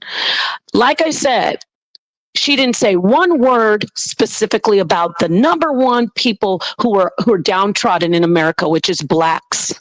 She didn't mention anything about the word Negro, Black American, descendants of the slave trade, but she specifically said transphobia, xenophobia, which would be fear of foreigners. She specifically said anti-Semitism, which is for the Jews. So you could do what you want to do because racism could be against a lot of people, not just black people. So Jabari is a liar and he misleads people. This isn't even Sonetta. I know that triggers you. I have no jealousy against Jabari. He's your friend and he's a part of the HOK. What I don't like is how you cursed me out more than once in my history. Remember, shut the fuck up. I didn't curse you out up my there. Love, I'm almost Judah. finished. Sonetta, I'm almost finished. I promise. Now look, check this out, Judah. Wow, he just cut me off. When you big up Davion, nobody get mad. Did you just see him cut me off? You're supposed to do that, Judah. He's so disrespectful. That's your brother. That's your man. When you say Davion is the best, I like that because that's your brother. Let me go back to what I was saying. About that. Nobody gets mad about that. And Jabari is not trying to destroy he would never destroy my platform. He's not destroying it. You know who's destroying it? Is the fucking trolls that's trying to. Them niggas. It's those niggas over there, the Nil X's and the Funky Thrones. It's not no Jabari. It's not you, Judah Nass. It's not Nepal. It's those niggas that's making videos that's trying to go against us. Yeah, but that's I wasn't who's trying to destroy it. It's the Chris Harrises. Okay, well, back to what I was saying. When I came up on that platform after he finished, when you asked me, I said, sure, I want you to go and remember Sonnetter. You don't have to answer. Sonnetter asked me, do you want him to do the thing? I don't think he should do it. I said, no, I want him to do it because I want to see what he's going to address that I said wrong, which he didn't address anything that I lied about. He lied. He got up there and lied. And before he went up there, I said, Jabbar, are you sure you want to do that? Because you're saying that she said something about black people in that statement. She did not specifically say blacks. But being Jabari, knowing that he's going to be completely protected at all cost, he said, I want to do it. And after he was up there making fun of how I talk, everybody. He made fun of me personally, but I'm okay. He had the nerve to make fun of me personally because he was hurt. He was hurt. Sonnetter didn't flinch. He didn't make fun of you, Nepal. Oh my God. I even laughed the way you said it, Nepal. Sonnetter, why do you have laughed? What I even laughed. At this point, y'all are scary. At this point, it's scary that you make fun of you the way you was talking. What it is that you just not built for that. No. You are weak. You can't handle the pressure. Simple as that. You cannot handle the pressure. Why are you talking over me? So what? He laughed at you the way you talk. That means for you to get all bent up out of shape. I didn't get all bent up out of shape. Crazy and get. Yes, you did. Because you kept saying, "Oh, you making fun of the way I talk." You kept saying that. Why are you talking over me, bro? Like, Paul, you talk over everybody. No, Sonnetter, you're a liar. You talk over everybody because you're doing it right now. Why are you over here when I talk? You're talking over me, bro. Stop, please. And I'm calling you bro because you're not showing me any. It's not like a leader or a husband. Like, you're really disrespecting me for Jabari, bro. Now, as I said, Nepal, shut the fuck up. That's all you do is fucking disrespect me on my motherfucking platform. There you go. There you go. And you over here with these brothers over here with this bullshit. There it is.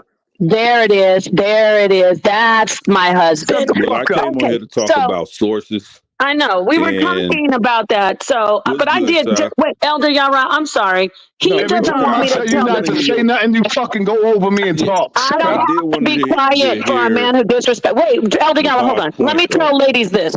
When your husband is rude and disrespectful, you don't have to follow him. You don't. I don't need you to fucking follow me.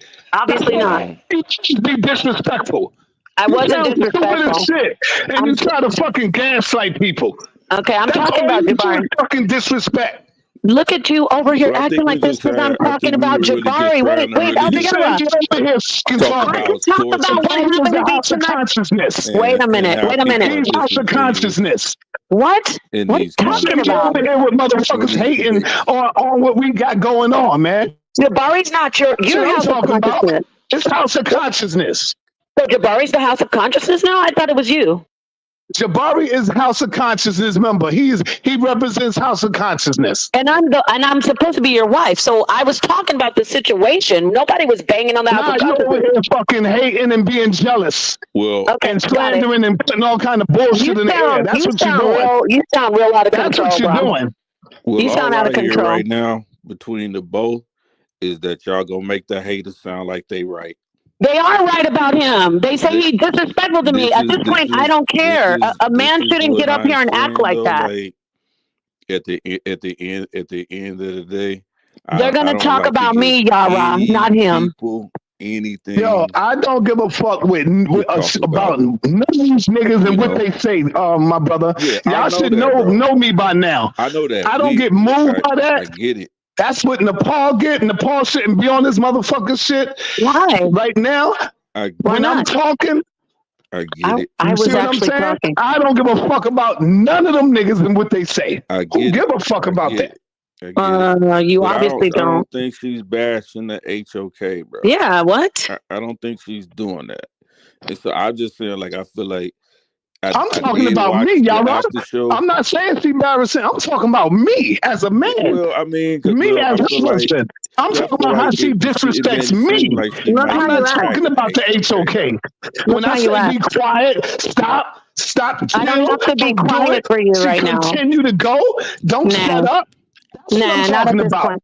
Not at this point. Not at this late in the game. You don't. Y'all gonna tell me? Y'all gonna sit there and say y'all don't see that? Come on, be honest. You're disrespectful, bro. That is, we can't fix it here. Yeah, you have to act a certain way. Nobody told you to get up here and start acting like that with me. We can't fix I'm not your dog. You see what I'm saying? Like this feel like, you know what I'm saying? Like how I used to have to raise Domo when he was, when I used to have to son Domo a lot. You know what I'm saying? I just feel like that's what that's what we gotta, You know what? Don't even worry about it, Yara. Don't even talk on our relationship. Go ahead and talk about what the information was, because this is just weird how he went after me.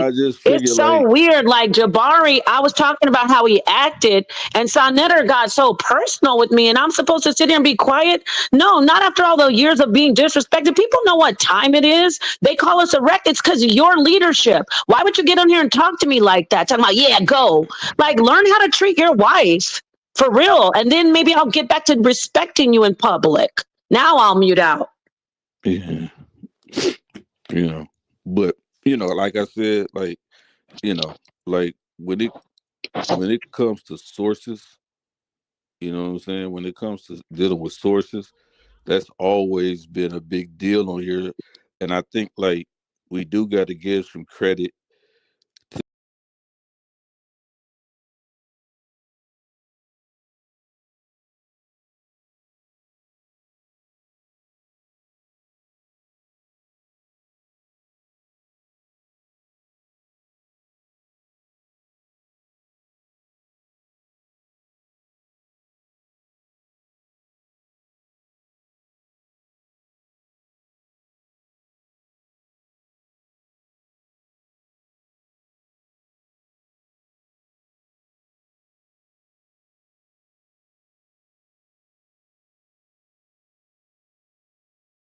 to bring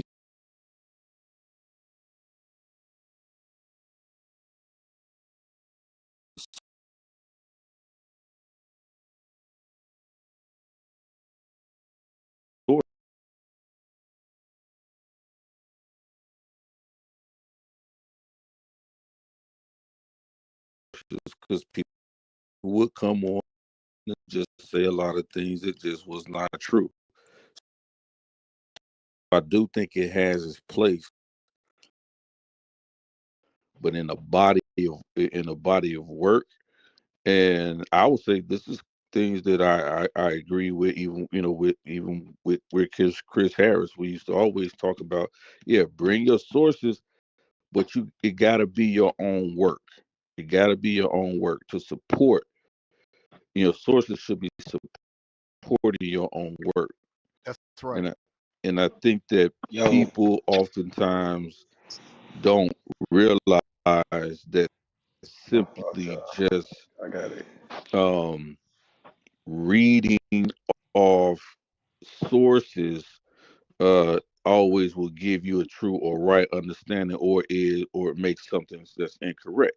So we already know, like historically, like like for many years, right in the 1600s, craniology was a real science that people sourced and used, but they used it to say that black people were intellectually inferior to white people, right? Because of the study of the size of the skull. So craniology, smaller brains and bigger brains, and so they used that as source information, and people wrote papers on that. People developed whole university coursework and actually taught that, right? And so these are things like, I think, like, even that holds true today. A lot of what we see that comes from different different sources, different people, are based on how people view the world today, right? I think the abortion issue is a very hot topic, and not just hot topic because people align on different sides with their is religious beliefs, but it's about ethics and the sanctity of life. And I think, Nepal, I think you had touched on that during the after show. I think you talked about abortion, right? And different things like that, and what constitutes life, right? Like these are things that you really don't have people that really don't have sources for. It has to be your own belief system, your own understanding of what a life is, right? You can talk about whether life begins at inception, I'm sorry, not inception, conception, or does life, or is it, you know you know in your second trimester, can you determine it's a life, or late third trimester, can you determine whether or not it's a life, or a viable life, right? Or in women's, we and still talk about women's reproductive rights and their rights to their own whether to their own bodies, right? Can so it's a complicated thing. I think in the topic of abortion, it's very difficult for men to. Why would that be real? And be honest. If spiritually we are doing what we supposed to do, why how is that affecting us?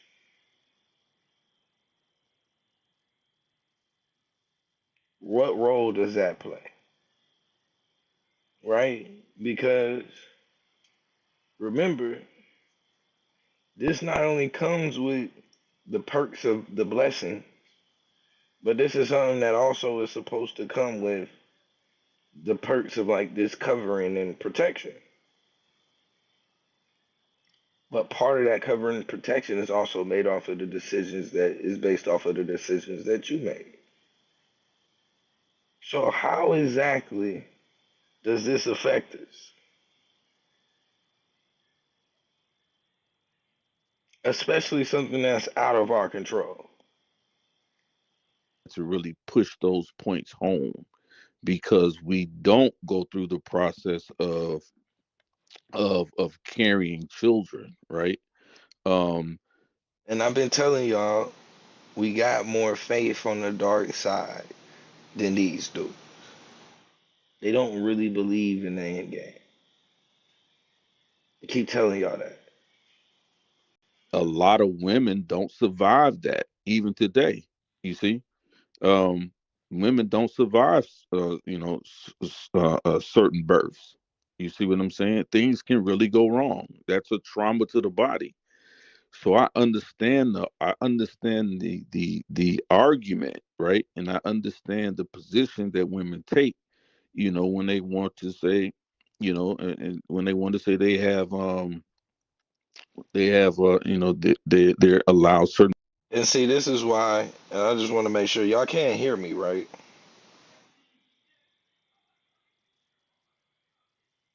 I just want to make sure y'all can't hear me.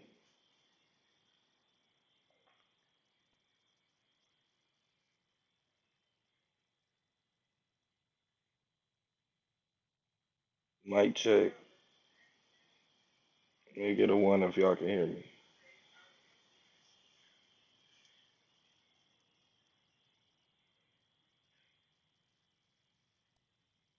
Feel like y'all can't.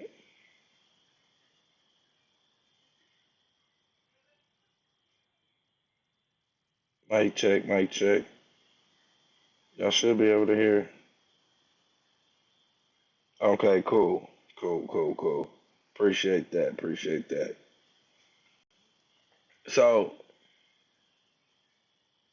now when you talk about the significance of the argument, the significance and why, when she mentioned last night in the debate, was brought up the IBF treatment.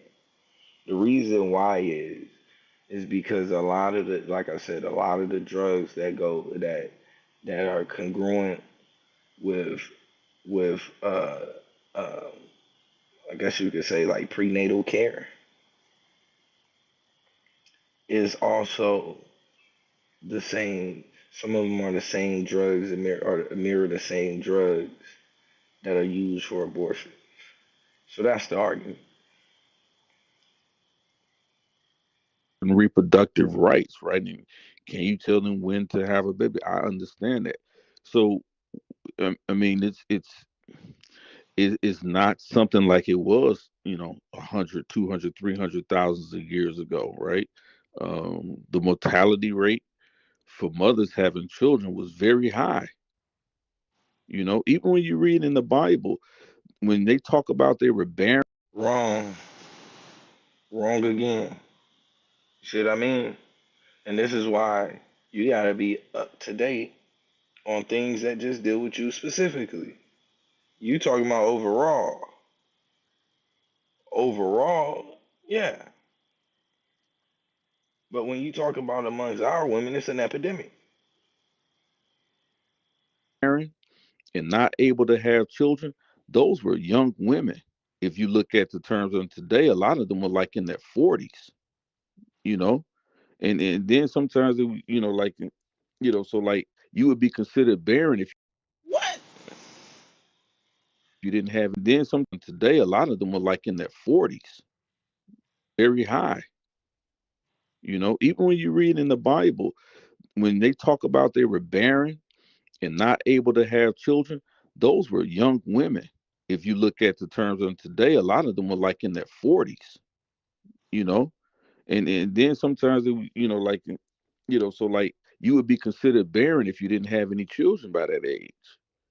So it was something that was looked at much differently than it is today. Now science helps us live longer, right?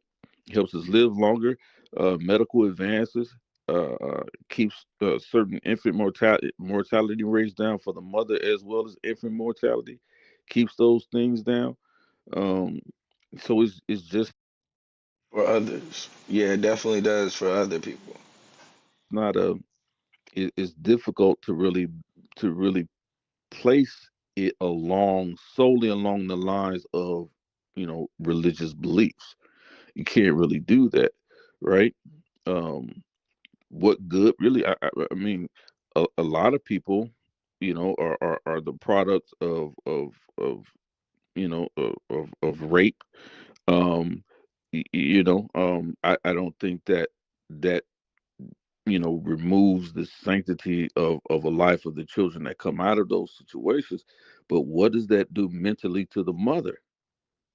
How can a mother really truly, be a mother to that child, right? That is, a reminder of that type of traumatic experience. Some mothers come through that and can handle it. Other mothers can't. Like mental health is a real thing that people don't like to talk about.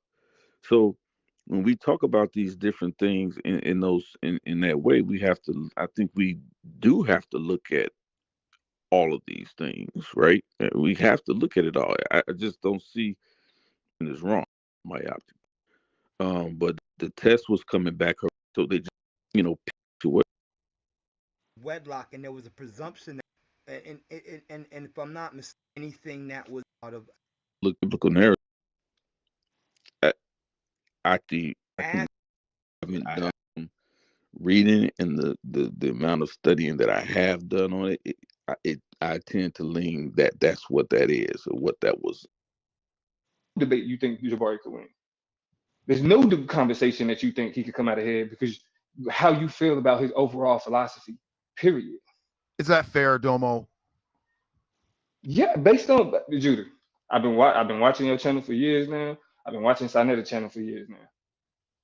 Like, yes, that's extreme. That's 100% fair. Like, I think I mean that for you to ask me whether or not that's fair, ask yourself: is there an argument that Jabari can make that you wouldn't tie back to him being a Kemetic priest an argument that you wouldn't tie back to him being a part of fraternity, an argument you wouldn't tie back to, something like masonry or something. You feel me? You're always going to filter the things that he say through that lens.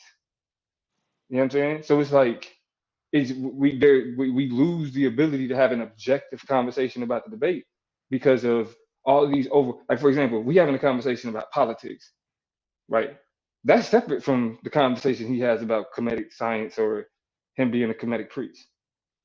But all of that stuff still becomes relevant when we're talking about something in a whole different field. Well, let me ask you, Domo. What about let's say like a Shaka Amos? What about Shaka Amos? Shaka Amos is like a Kemetic too, right? He understands how ancient Kemet actually ran. So even though I don't agree with that culture with their practices, I know that Shaka really does try to be Bro, Shaka ain't trying to be in the same room on the same panel as you either, bro. So you can pull for straws all you want. Orthodox the way the way he does it. When he says he has a song, Pharaoh. He knows a song that you ridicule. I mean, I mean, it's the worst goddamn song on the planet, but it's horrible. He still knows that Pharaoh is. I don't know. Your intros are pretty damn bad. The top guy in Kemet. Sexual chocolate. Yeah. So yeah. So, not like Jabari doesn't say that.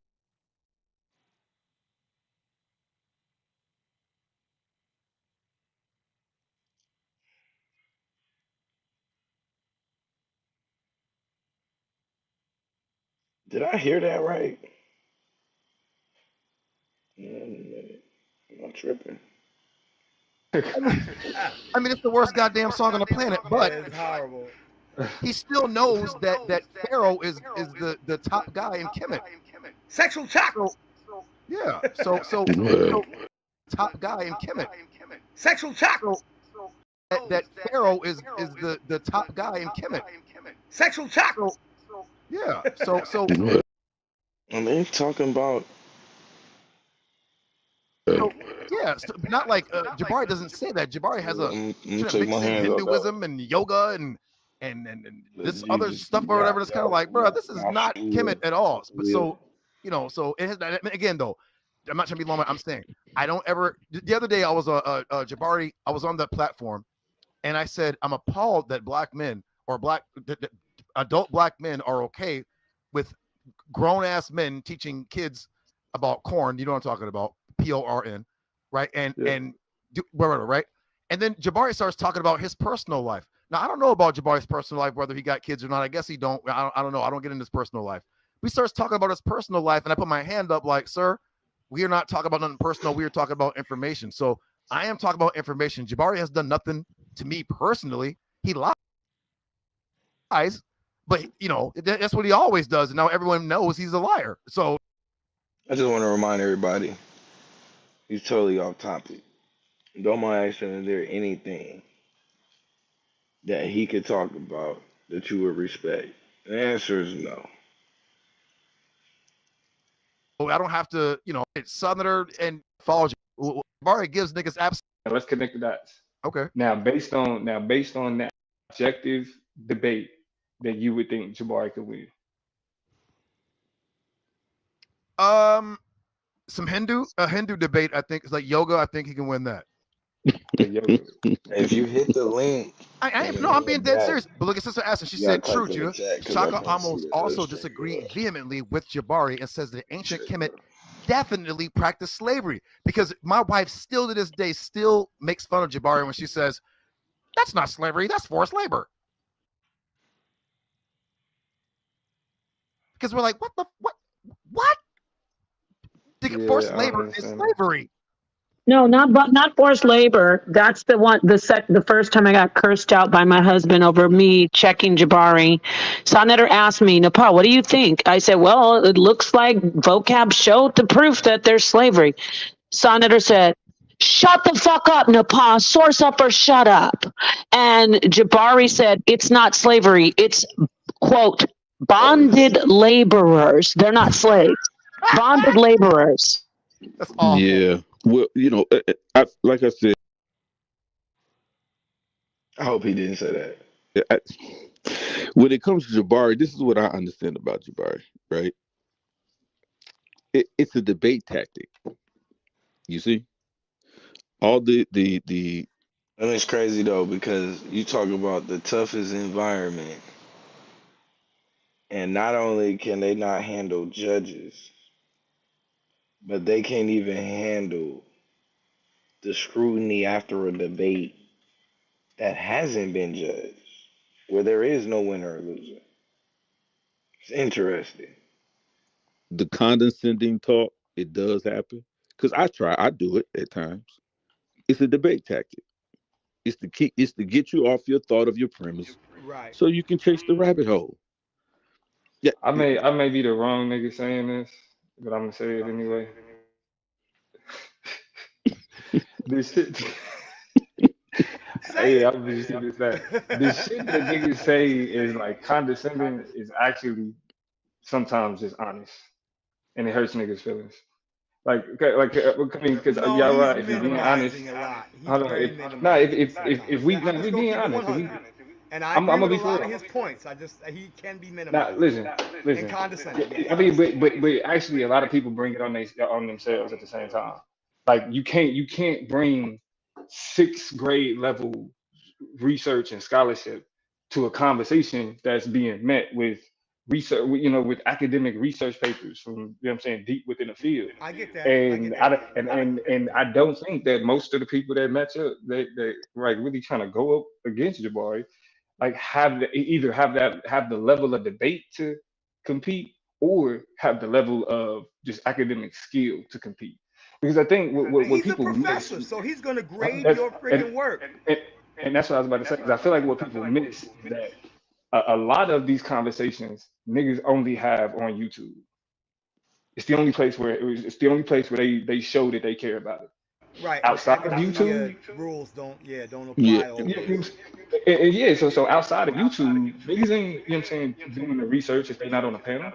But that's a skill Niggas tactic. ain't, you know what I'm saying, It's and a even skill the tactic. research that niggas is doing, the level of scrutiny and rigorous approach to it isn't there. You know what I mean? And so it's like if somebody point that out, like, yeah, like this is a sophomoric attempt at arguing against this But he's point. done that even with You could, ISUPK. He's but you done could that take before. that. Remember what he said about ISUPK? He went in on ISUPK talking about he went in there and they was sweaty men and they No, had I'm no not shirts talking on about and they were that. smelling Yeah, like I'm not talking he about does like stuff like I'm that. talking So specifically. let's not act like he doesn't Listen, pop I'm not. shots. He does. First of all, I'm not saying that he don't. So like, I don't know what it is that you defending. Because I didn't say, because I'm saying Okay, what pardon self. like that's taking shots. That's taking shots. Like, yeah, if they sweaty and they was working out, yeah, that's taking shots.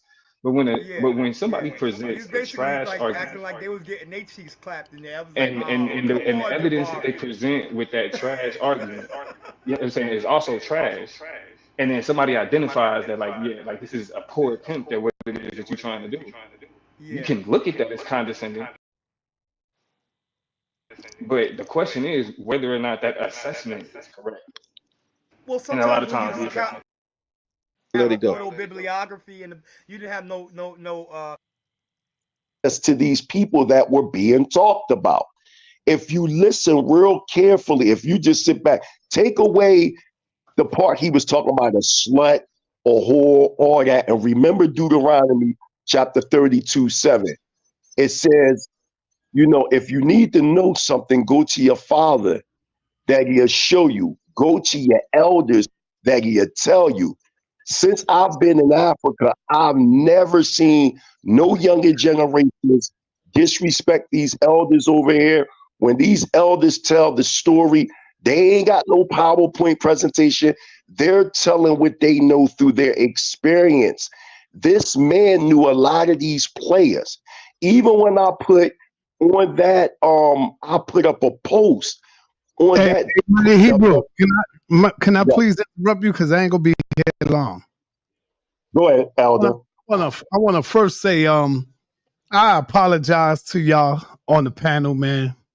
You know, I got to understand that everybody is not built like me or, you know, like the HOK.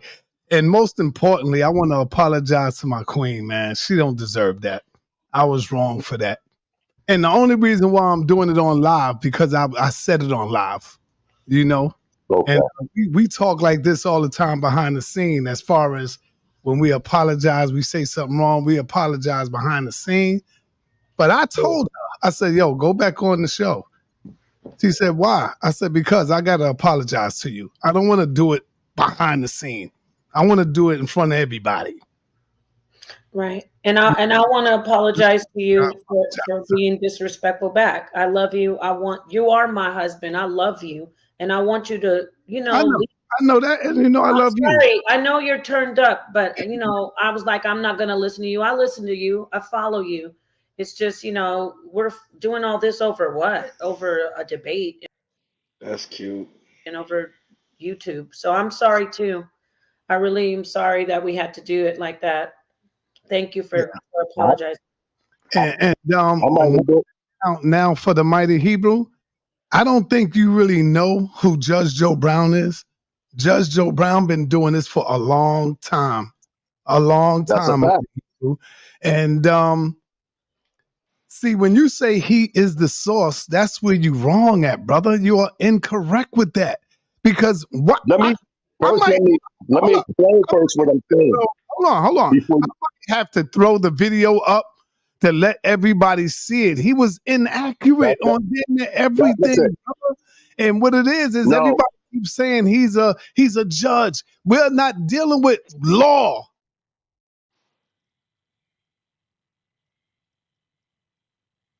We was dealing with a debate on the topic. I know. Let me give you my side. So I was there. Hold on. I just want to sincerely apologize to my queen. That's what I really came up for. You know? And Sonetter, don't let them call you a simp, because that's a real man to do this. No, I do not care about none of that. You know I don't care about none of that. I love you a lot, Sonetter. I'm sad. Y'all two go get a hotel. No, that's not what I mean. We gotta get a hotel, brother. It was a joke. That's like an old saying, like my grandparents say when somebody love each other and they talk like that. Go get a hotel. I'm just joking. All right, I need to say this. You sound like I'm very. I need y'all to. I need y'all to mute y'all mics because I hear an echo. See, I'm very attentive and I listen. I listen to people. Now, when I'm saying that this man is the source, I'm looking at him not only as a judge, but also as an elder. We don't have nothing. Sinetta cannot pull anything up where we got younger generations of foundational Black Americans trying to come up in an open debate against Dr. Ben, against Dr. John Hammer Clark, any of them. The total disrespect was crazy. That's number one. Number two, when you look at what he was saying and combating, he was combating based on the experience. It's like if me and Sinetta. What this you talking about from Jabari? Yeah. Oh yeah, like I said, now, he even disrespected me. Hold on. You do not he know. Even disrespected me. He even disrespected me 13 hours ago because I put up a post with the whole breakdown of the genealogy of that woman, and he cannot dispute it. He gonna put under the comment, don't keep writing this type of stuff. I'm gonna expose you. So I wrote him back, do whatever you gotta do. You know what I mean? Ain't nobody afraid of you, dude. He wasn't talking about on no crazy stuff. He was talking about in the information, the scholarship. That's what he was. I will debate him and destroy him because I know the difference from me and Judge Joe Brown, I would have went directly into the genealogical record of that woman and I would have showed them in front of everybody. That woman he put up there, Chrissy, why don't he say in the baptism records of that woman's mother, she identifies herself as white because she's a Hindu and her middle name, Maviria, is Hindu. Why is this man? But I don't want to. But I wanted to say what I need to say as to why I'm. That's a woman of color. I'm not saying she's black, but she's a woman of color, man. I'm not arguing, but that's not my argument. I know, but that's not my argument, Netta. My argument, first of all, this woman came on to us with the race politics. She did. She's trying to make it seem like she had a foundational African American tie. Y'all know this. Changing her accent, talking about collard greens, her blackness. Just because she went to Howard University, that don't prove that she's black. When I'm speaking about black, I am speaking about it in a geopolitical perspective. The only ethnic people as a group, body politic that's known as black people is African Americans. No other people is known as that. So when she put out there, I'm black, she's trying to deceive the people. She was just in Pennsylvania doing another fake accent, just like she was up there in Atlanta doing a fake accent, just like she made all the derogatory statements about trying to get closer to people. When Jabari put his sources out there, they were third, fourth sources. They weren't direct sources. Then he sat back and contradicted Judge Joe Brown, even in the post-debate. When Judge Joe Brown said, well, you using these leftist sources such as Wall Street Journal and Media Max, Jabari thinking that Judge Joe Brown saying he agreed with Media Max. That's not what he's saying. He was being sarcastic against what Jabari was saying. Basically, you're using these same sources. You long-winded too, brother. You long-winded. But I know, but you don't say that to nobody. Yeah, let me say what I'm saying. I'm going to defend the elder. I'm here to defend the elders. And what I'm saying, when you listen very carefully, the man is a close friend of Emmett Till's mother. He writes the forwards. This is his second or third book that he's writing. Hold on. Debate, brother. The whole point that it's like me and you know each other, Netta, hypothetical. Me and you, we know each other. We know our families, everything. Nobody can tell me about you. I don't have to bring source material in the sense of proving my connection with you. I know you. That's crazy. There's no need. You got to bring then y'all should not. They should be no debate in it. Like right, man, I don't know what's if wrong. we go into a place where All right, y'all. if we go into a place. If we go into a place where, like, all right, we just sitting there, listen. Hold on, because nobody said excuse me or nothing. Y'all just cut me off. I'm saying the inside. Brother, come on, man. You said enough. Let elder y'all. Why talk? Everybody talk. Y'all wasn't cutting them off. But when I come on to defend the elder, you want to cut me off. Because you when I'm talking saying crazy y'all, stuff. Crazy. I'm talking because y'all don't agree with me. Not that I'm talking crazy. I've never seen nobody do elders like this into this new generation, man. No respect. What I'm saying is this. I am saying if this man is friends with these people that are being talked about, if he's a ballistics expert sworn in with the silver suit of Martin Luther King Jr., he's right there. And did anybody tell this man, listen, over here at the House of Consciousness, we bring sources and such and such? Did anybody sit down and explain that to him? Or y'all just said, look, we want to have a discussion or a debate discussion, because that's how Judge Joe Brown do it. Then he disrespected Sister Dana. He didn't even know Sister Dana was a podcast. Dana acted the whole platform, brother. How can you do that? Yo, man, Jabari got these dudes in shambles right now, yo. Like, this is crazy. Everybody just getting up, like, just giving a gripe on why they mad at Jabari. That shit is funny. Man, what is... I don't agree with Jabari. I don't agree with him. I don't have to agree with him. We talking about a debate. That's crazy. Every time somebody speaks about this man, y'all try to come at people next. He a man just like anybody else. He made mistakes yesterday. Jabari did make mistakes yesterday, man. Stop trying to make it seem like he died over everybody. His scholarship can be checked. It can. He was not using the right. He wasn't. We're not even talking about check, but we're not even talking about checking scholarship. You talking about because you calling into question whether or not they debate in the first place. You like we're not talking about whether or not we comparing scholarship. We're not talking about whether or not we compare scholarship. But that wasn't what this man was on. No. That's not what this is. Listen. Y'all like, bro, we're not gonna sit here and say who won and lost a debate and then turn around and say, well, they shouldn't be debating, and then turn around and say, well, I just don't agree with him. If you don't agree with him, you don't agree with him. But that proves that you don't have an objective view of the debate because your I'm gonna talk if you want to talk. And I'm saying from the he disrespected that elder. He disrespected that woman's knee. He got up there and act like he was the source of material when he wasn't Domo, and I could talk just like you. And I'm saying just preach anti-women shit. And that needs to be corrected. Elders are not perfect. Elders are not God.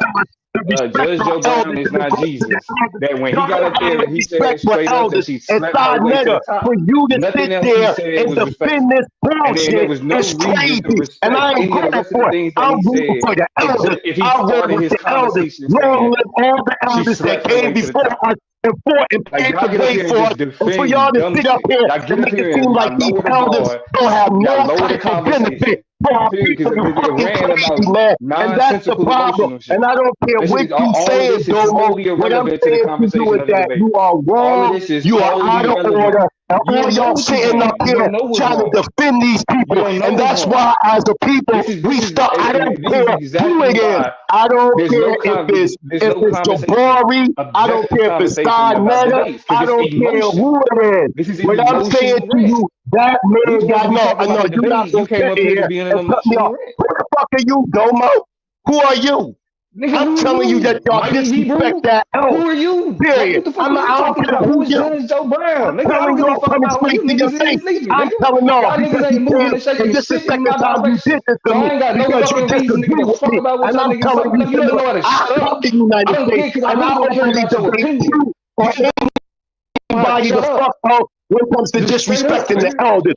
Bottom line, I don't do the emotional crybaby shit. I don't give a fuck about none of that. I don't do the crybaby shit. And told that man with the debate was, bro. I don't know. That ain't no pastor mic. I don't disrespect you. Have I ever disrespected you before? No. And I'm not going to disrespect me. I don't care. I don't care. Don't disrespect me. You don't know God, nigga, no personal. I know this thing. I don't care about none of that, my nigga. Like this is social media shit, nigga. You a social media motherfucker as far as I can. You over here talking about the motherfucking American collection in Africa. They're always trying to defend that man. They're always trying to defend Jabari. Go to the Israel shit, nigga. He don't even go by his own principles. Is he disrespecting his elders from his community? Niggas over here talking about you're not even in like that. America. That shit don't even make sense. Y'all niggas priorities is fuck. 77-year-old in America arguing about the shit that's happening. I'm arguing about American politics. This gonna show you that niggas leave America and still be so tied to bullshit that niggas can't even that niggas can't even be productive in other shit. What are these niggas talking about? I think I was going to be fucking mic, my nigga. I'm talking about hold on, you guys. Hold on. Both of you guys, hold on. I don't give a fuck about none of this YouTube shit.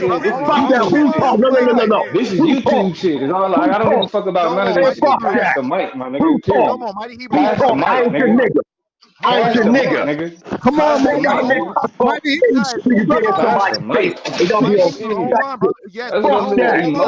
doing in the community for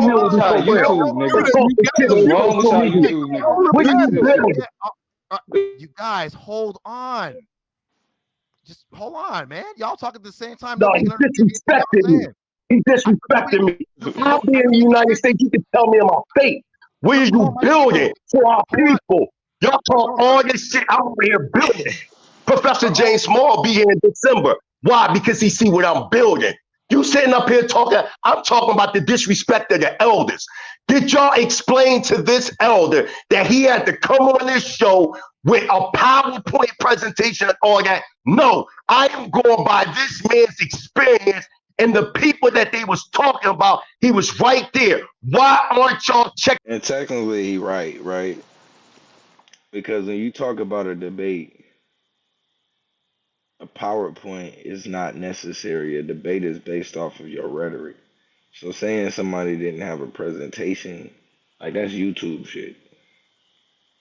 The whole presentation part, that's a part of like the entertainment and shit. But righteously, the debate is supposed to be based off of each other's rhetoric. So yeah, you have your sources, but you're supposed to kind of memorize your sources in a way to where you kind of quote them and then draw them into your argument. The fact that Jabari misquoted the Emmett Till lynching law. The man said they added in things to people the alphabet community. Why y'all promote somebody? This is the problem when niggas think they just loud. Just because you loud, you're not right. Just because you loud, you're not right, nigga. Pass the mic, my nigga. That's the fucking mic. You don't have to dominate the whole conversation. Man, you know y'all right. You know what? Y'all right. Y'all ain't hear me. Y'all disrespect elders. Y'all say y'all conscious, but the way y'all move with elders in our community, y'all have no respect, dog. No respect. Don't get into this science. Go. I ain't gonna lie, the conversation in itself is disrespectful to the elders. Science, stay out of it. The argument is not with you, Science. Stay out of it. You know what, Zion? You trying to get something? I love you to death, bro. You know I love you to death, but no, don't.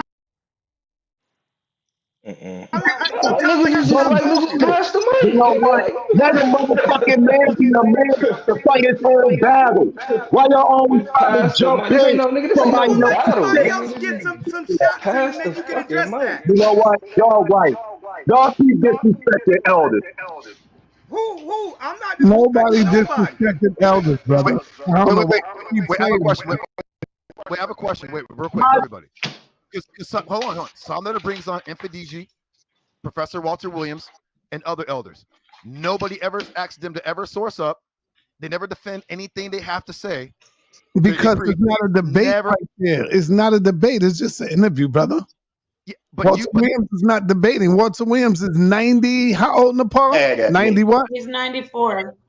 94. They mad at me. Infidiji not 94. Infidiji should be on there. Hold on, Mighty Hebrew. Infidiji should be over there talking. And the other elders, they'd be over there talking. And well, he might be 97. He might be. Yeah, that's what I was going to say, Nepal. Yeah. But let's exclude him then. But the other elders over there, like Infidiji and all of them, they don't source up. No one questions anything they ever say, and they don't get disrespected. Judge Joe Brown has been in the judicial system for over 30 years. He knows the Harris family. Why would he have to source up for people? Oh, I'm sorry, 50. It's even worse. For 50 years, he knows the Harris family. Why would he have to source up? How come he made all these mistakes then? How come he made all these mistakes? What mistake? No, I mean, that's not true. That is not true. Now, I'm gonna show you what I mean. I'm gonna say this one. I'm gonna be real. I debated Judge Joe Brown a couple of years ago, right? And it wasn't. We had like a debate on. I think it was the gender war. Matter of fact, it was at the time of that whole discussion, and I jumped on the panel with him, and it didn't take long for me to realize, yeah, Judge Joe Brown be shooting from the hip, no question.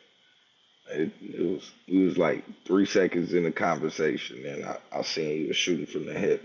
I forgot the lady show he always on, but I hit the panel a couple of years ago, and I actually beat him up pretty bad. I think the name of the channel is like Diana or something like that. Something Diana, I forgot. I promise on Yahweh, I'm gonna be done. I'm not gonna say nothing. I'm just gonna listen. One of the mistakes Jabari made is when Judge Joe Brown was talking about the Emmett Till lynching law. Jabari misquoted it. Let me prove it. He went to that law. I know law, how to read law, and so does Zion. Come on, he's a paralegal. So when he quoted the statement, it told him to go to paragraph 5, sections A, B, and C. Jabari did not do that. What Jabari did was he just read a portion of telling you what to do, but he did not go to the citations, and that's why he was misquoting it. With Dana and Judge Brown was pointing out that when you talking Dana. lynching, the original lynching laws was That's the lady name, Dana. when a mob of white people would come, put a noose on you and lynch you. But because many of the foreigners and the alphabet children were being persecuted, yo, what? I'm done. Hey, Elder Yara, I love you, my brother. Elder Yara, you see how you cut me off? Man, you see how you cut me off? Sense, brother. That's just crazy what you talking, man. It's obvious that you have they this. Changed the immature law. They added. You know what, man? You right, man. You right. I'm done. He misquoted the law. He misquoted the law. I know how to read law. I sat in the fucking law. Joe Brown do anything wrong in the debate? What do you disagree with that Judge Joe Brown did? Listen, you know why? You know why I'm defending Judge Joe Brown? Because y'all all on here, besides Judah Naturah and Napah Shaddai, that's siding with that man. First of all, he is a elder, and Judah Naturah is right. Y'all never go to info. Y'all never go to. Yo, I just looked at Hip Hop Uncensored saying that the debate was rigged. So I guess somebody told that man to walk in there and say he ain't got no goddamn plan. Right? That's what it was? Somebody walked in there and told him that? That when you talking lynching, the original lynching laws was when a mob of white people would come, put a noose on you and lynch you. But because many of the foreigners and the alphabet children were being persecuted, you know what? I'm done. Hey, Elder Yara, I love you, my brother. Elder Yara, you see how you cut me off? Man, you see how you cut me off? Sense, brother. That's just crazy what you talking, man. It's obvious that you have this. Changed the immature law. They added. You know what, man? You right, man. You right. I'm done. He misquoted the law. He misquoted the law. I know how to read law. I sat in the fucking law. Joe Brown do anything wrong in the debate? What do you disagree with that Judge Joe Brown did? Listen, you know why? You know why I'm defending Judge Joe Brown? Because y'all all on here, besides Judah Naturah and Napah Shaddai, that's siding with that man. First of all, he is a elder, and Judah Naturah is right. And technically, Jabari probably the same age as him, but I don't know. Y'all never go to InfoD. Y'all never go to InfoD and say show sources. Do that. When Prince ICL was on there, I seen a couple of people, a lot of them people disrespect Prince ICL. Come on and debate. Listen. I seen cats disrespect Prince ICL, the late Prince. These guys don't have no respect for no elders. They don't. That was a disgrace among our people to be. Huh? Were they other? I didn't hear you, Elder Sinetta. What you say? Prince ICL, were they Israelites who disrespected him? There was a lot of people in the black conscious community. Let me tell you, if I'm lying, I'm flying. And the Pasha died to back me up. When he was full of shit in that debate. No, you asked me, and I'm telling you, behind the scene, when I debated Garfield on the esoteric thoughts, Garfield said it, but the elder who passed away cut it out, where he said F Prince ICL, who said all this crazy stuff to such a point that he had to cut it out. And at the time when he said that, he was a part of the HOK. So there are people that disrespected. He's talking about your wife. Esoteric and his mom. He's talking about that Senator when Garfield was over there wilding out, and they were like, damn, I never knew Garfield was so disrespectful like that. Because I destroyed him in a debate. And that's why that debate, they never used that debate, because in that debate, I capped him in that debate. I use all the primary sources I use was from his own Afrocentric scholars that was going up against him. And that ain't the point. The point, all I'm saying, is that he don't need sources in the sense of how you trying to define sources. He's 77, man. He's 77. Listen, have you ever lost a debate, Mighty Hebrew? And to who, if you did? I never lost with nobody. Yeah, I know you did. Nobody. That's the wonderful thing about being in the league where there are no judges. It's a wonderful thing about being in the league when there are no judges. Because guess what? Every debater in that league is undefeated. Every last one of them. Just ask him. Judah gonna say the same thing. He's never lost a debate. That's the wonderful thing about being in the league with no judges. And if you got nobody. And if you did, to who? It was wild. When everybody came over from South Showtime.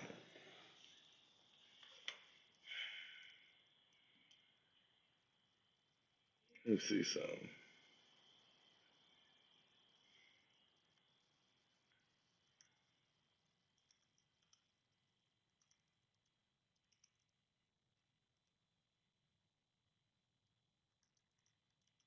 Nah.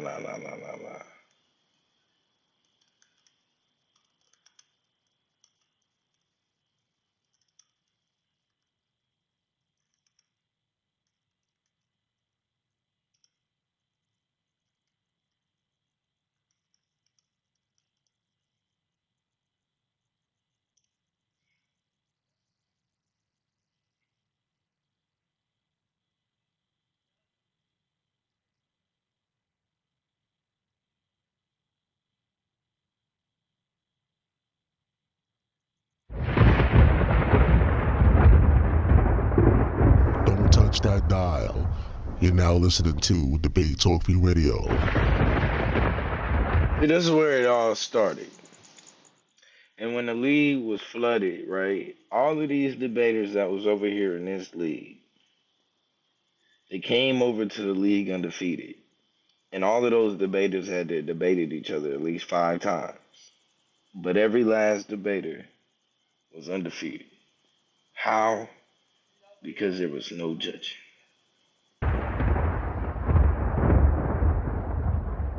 But I just want y'all to know that this was the league that everybody was debating in. Matter of fact, Solar Mind has a debate on this in this league. I think against who did he debate? I gotta remember who it is. But Solar Mind actually got a debate on this channel.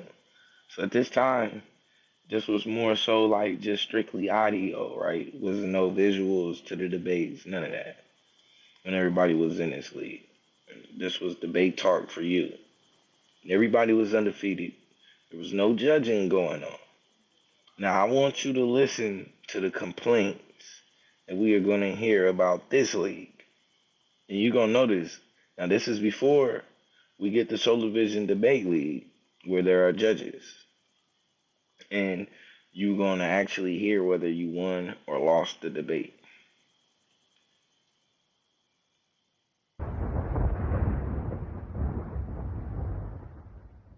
Hebrewz.com, high quality custom Israelite apparel store. The place to find scripture-based attire for men, women, and children of all ages. We have a wide range of t-shirts, hoodies, sweatshirts, caps, beanies, and to the show.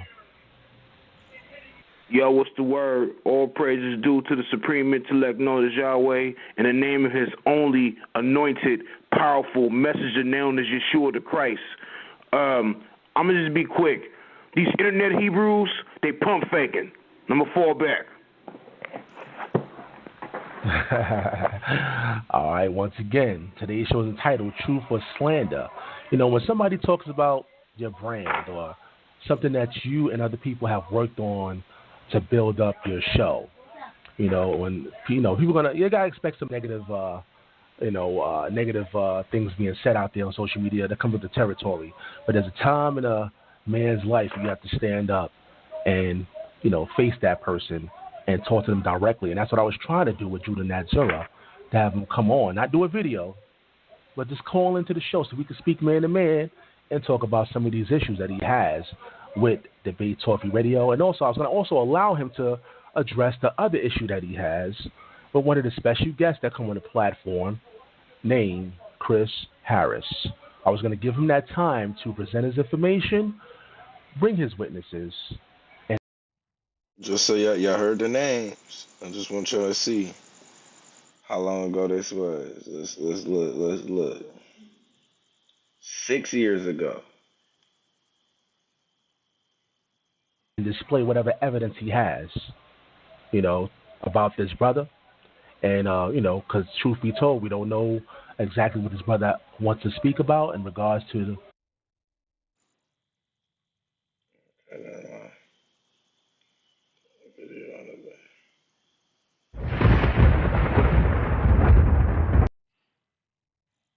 hiding on your page or whatever, bro, I ain't even been worried about you. To be honest with you, the last 3 months of this, I hear that voice. when they go on videos talking about whoever it is that reached out to me, you should be thanking me. You should be thanking me. Nah, bro, we're not thanking you because you won't stop bringing up people's names. Understand this. Our whole thing was we was even going to give you your own moderator that you wanted. We was even going to put it on the YouTube joint. We was going to give you the whole joint so you could have a live debate because you say you wanted to see the brother in his face. But instead, all you do is give us war, threats, and false allegations. Talking about you going to send people to people's houses. Ain't nobody threatening to do nothing to you, Judah, but you want to talk about sending people to houses. Get it straight out. Ain't nobody scared of you. I sure ain't. Go ahead and check my resume. Everybody that I've ever dealt with, I let them know straight up. And this is what I would have did to you if you would have told me or reached out to me. If I have a problem with you, I'm going to reach out to you because that's what Matthew 18.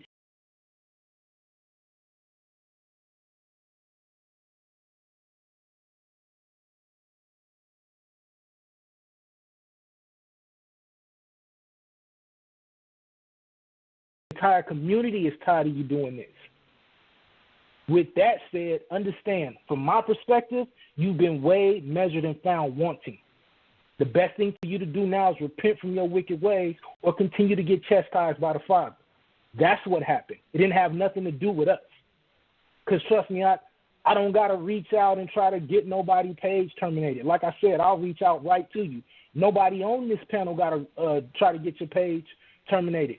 Ask around. Like I said, all we do is call people straight up. You can ask Davon. Sorry, Davon, didn't mean to bring up your name, but you're a witness. You know if I got something to say, if BA got something to say, Sal got something to say, they will call that person straight up. You can ask Chris Harris. Oh, wait, no, you can't. But if you were able to ask him, he would tell you straight up. Nobody's afraid to call and reach out to you. There's a couple other people, I won't bring their names up, but there's a whole bunch of people that you could check with and find out if there's ever a problem. We reach out to you straight up. So all of this ignorance that you got going on, talking about people hiding on your page or whatever, bro, I ain't even been worried about you. To be honest with you, the last 3 months of the show, I've been worried about dealing with people like Chris Harris. You wasn't even on my radar, but you are now. I understand that. You want the attention, cool. This will be the last time we mention you, but if you keep jumping fly, we'll just go ahead and give you that word too, to be honest with you, because nobody's really checking for you out. You running around here starting all kind of slander campaigns against a brother who's only trying to do positive stuff in the community. You're supposed to be a priest of the Most High. That's what you claim. But yet and still you use foul language, cuss at people, and embrace false accusations when people ain't doing nothing.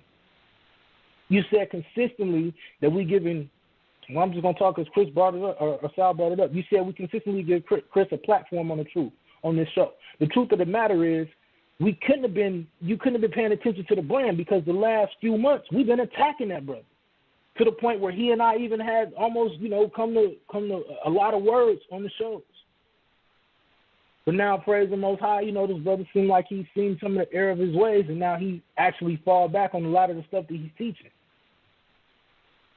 But yet and still, these allegations keep coming on. You can't be paying attention. So, finally, and then if I get a chance, I'll come back. I need you to understand this specifically. Ain't nobody scared of you. Ain't nobody starting problems with you. It's all neutral over here. So please keep the brother Sal and Debate Talk for You out of your games. Whatever it is you going through with Chris, go through that with Chris. Chris is not a permanent host on the show. Nothing against Chris, but I told him I was going to tell you this. Chris is not a permanent host on the show. He's a special guest, just like you a special guest.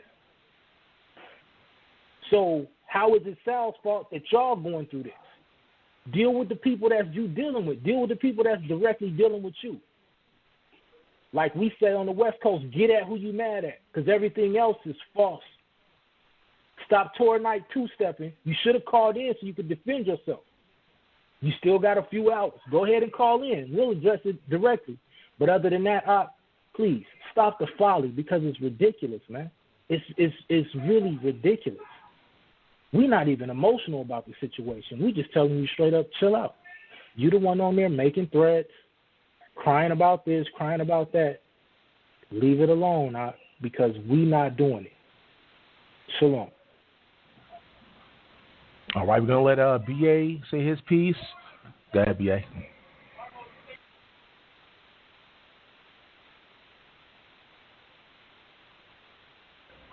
Yeah, B.A., you there?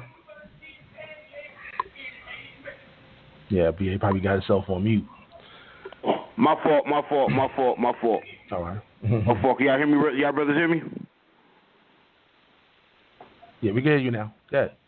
All right. I'm looking in the dictionary at the word integrity. This is what it says.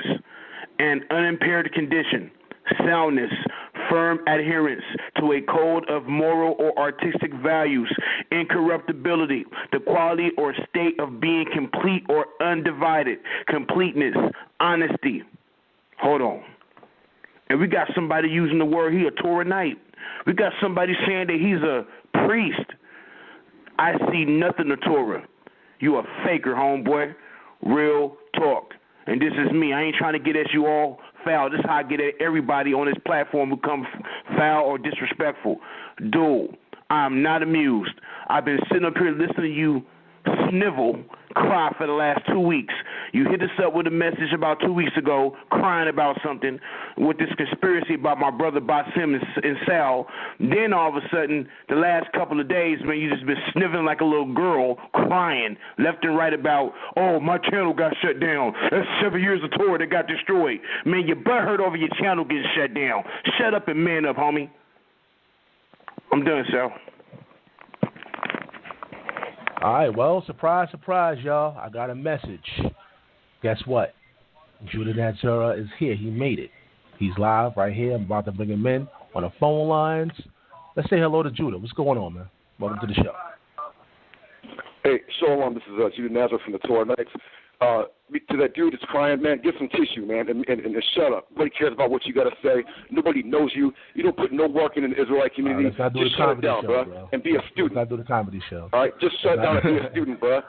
You don't. No one knows you, bro. Okay, Meg, when you the one on the internet sniveling, homeboy. Man, hey, we listen to you cry, bro. Do I get to speak? We don't heard you crying the whole time. You weak. Nothing bro. to Torah. You weak. Get a tissue, bro. Get a tissue, bro. Let me talk. Yeah, Judah, hold on. We're Hey, gonna let you talk. When you act like a we're gonna let grown you man. talk. Nah, I got this, Sal. I got it. Yo, how you gonna be 40-something years old and you a priest, man? My 14-year-old daughter got more integrity than you, bruh. Nah, you been disrespected, homie. Fall back. Hold on. Fall back. Hold up. Sal, please, let me address this. Look, Brother Judah, real talk. We want you to call in and say your piece. Don't call in acting all crazy. Go ahead and say your piece. Because nobody on this platform has disrespected you. Nobody has disrespected you. All I did was reach out to you and try to give you a peaceful solution to this. Call in here and act like a man and deal with it. Deal with what your real issue is, not with us. Yeah, he hung up, fellas. Judah Nazara, call back in. I don't want to hear no excuses. Please call back in. The number is 319-527-6239. And if you call in, please have a little integrity and let's deal with the issues at hand. You know, things that you're talking about with the brand, things of that nature. Let's talk about those issues. And also, I'm going to give you the floor so you can speak about some of the issues that you want to bring out. So when you call back in, please make sure you press number 1, and we're going to go straight to the issues that you have that you want to present. But he didn't press 1 again, so I don't see him on the switchboard anymore. But let's go to Exhibit 2. All right, so there was in the video, he was also talking about how, we did a book recap about, a couple months ago. We had Ron Devon Prospect on the panel. We had Only Love. We had Mona, and we also had my sister Mayana. They're part of the UTP show, Under the Palm, Hebrew Women Speak, and also Mona's from the host of the Relationship Challenge. And we have Vocab Malone on the panel. We're doing a recap about that book, right? So I decided to actually holler at Mayana and let the people know what kind of recap that was. So let me find that audio. And she gave us a 3-minute long, response. But I'm just going to play like maybe a minute of it. So just to make that clear, like what was the intent for the book recap? Mayana gave her perspective, and she was actually a part of the show. Let me press play. Go ahead. On December 20th, 2017, one of the more vocal leaders of Shield Squad, John Mark Reiser, was asked for a roundtable discussion to be confronted about the methods, intentions, and misrepresentations he published in a book called Barack Obama versus the Black Hebrew Israelites on Israel's own Debate Talk for You. The interrogation garnered thousands of views as a panel of Israelites with formal theological training, chiefly from major institutions in New York and experts in various social sciences, with intimate and first-hand scholarship on African Hebrewisms, challenged Reiser on his assumptions, deceptions, misinformation, and generalizations. In an effort to ensure that no one could accuse the panel or audience with pelting the author, who calls himself Vocab Malone, with emotional and uninformed reactions, but unwilling to add to his book sales, gave everyone access to approximately 1/3 of the book for free, so that they could identify what makes this writing so malicious and problematic. It was clear within moments that this was no positive promotion. The panel scored several confessions from the author regarding his malintent and motivation behind the book. At the end of the discussion, each panel member gave their reason for why this group could not be permitted to thrive in our community. And yeah, like I said, it's 3 minutes long. It's 3 minutes long, though. You have to, y'all heard it, though. Y'all heard it. I believe Judah Nazareth is back. He is back. So we're about to bring him back on. But I want to get that part clear as far as the book recap. But if y'all didn't hear the book recap, please go to the archives. Go check it out. It's called the book recap, the Black Hebrew Israelite. No, Barack Obama versus the Black Hebrew Israelites. Go check that out. It got a couple thousands of views on the YouTube page. Make sure you go check that out. Or you can go to iTunes to the podcast section, or you can go to Blog Talk Radio. We want to bring back Judah Nazara. Hopefully, Yo, Sal, I'm going to fall back. I'm going to mute, and I'm going to just let this dude run his mouth. I'm going to let him spin his rhetoric. We'll let him give him his little 5 minutes of fame. He want to be famous, we'll let him have it. Yeah, hopefully he comes in respectfully and let's deal with the issues. Let's do that. All right, here we go. Judah Nazara, you're back on. What's going on, man? All right, thanks, sister, for muting yourself. All right, nobody wants to hear you. Now, you can't control yourself, man? You can't hold on, bro. Wait. You can come out and call me a homosexual and do all this, but when I check that female who's crying, you're going to start checking me up? We're going to give you the floor. You got the whole night. All right, thank you, please. Thank you. You have the whole, wait, hold on. No, we don't have the whole night. I got a kid to take care of. Yes, we do. No, okay. Okay, so how much time do you have? Can I speak, please? How much time do you have? That's what I'm asking. Like a half an Sal, let me speak, please. Then y'all can talk all the mess you want about Tor Knights, because that dude, B.A., nobody knows him. Okay? He's done nothing for the Israelite community. Nothing.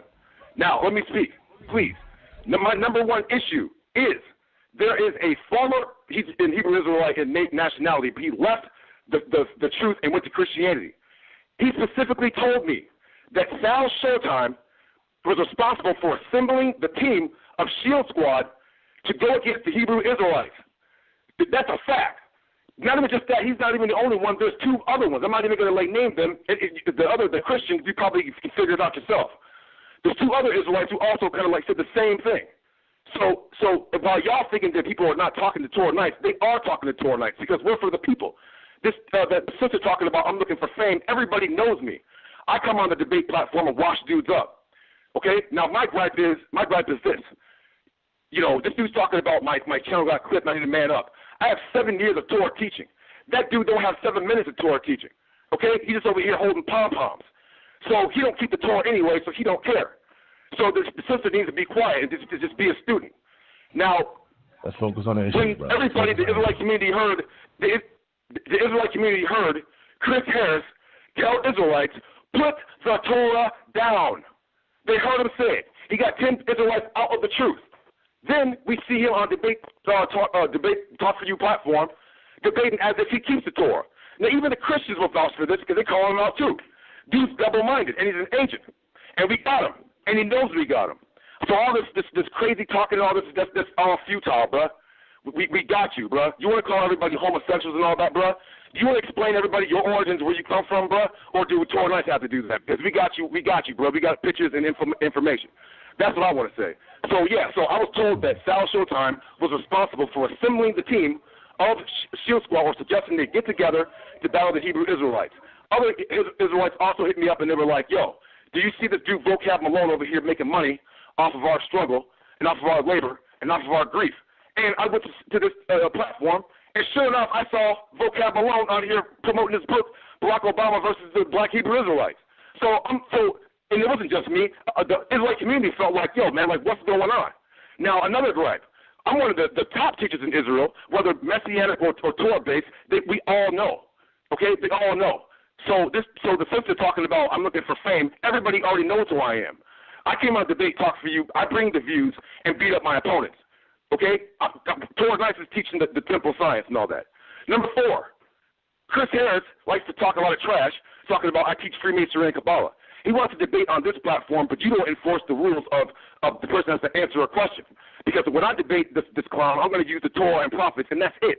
When this dude starts bringing out witchcraft books, all you Christians out there and Israelites, just know that this dude's a fraud and ban him. Because this dude's officially banned from the Israelite community.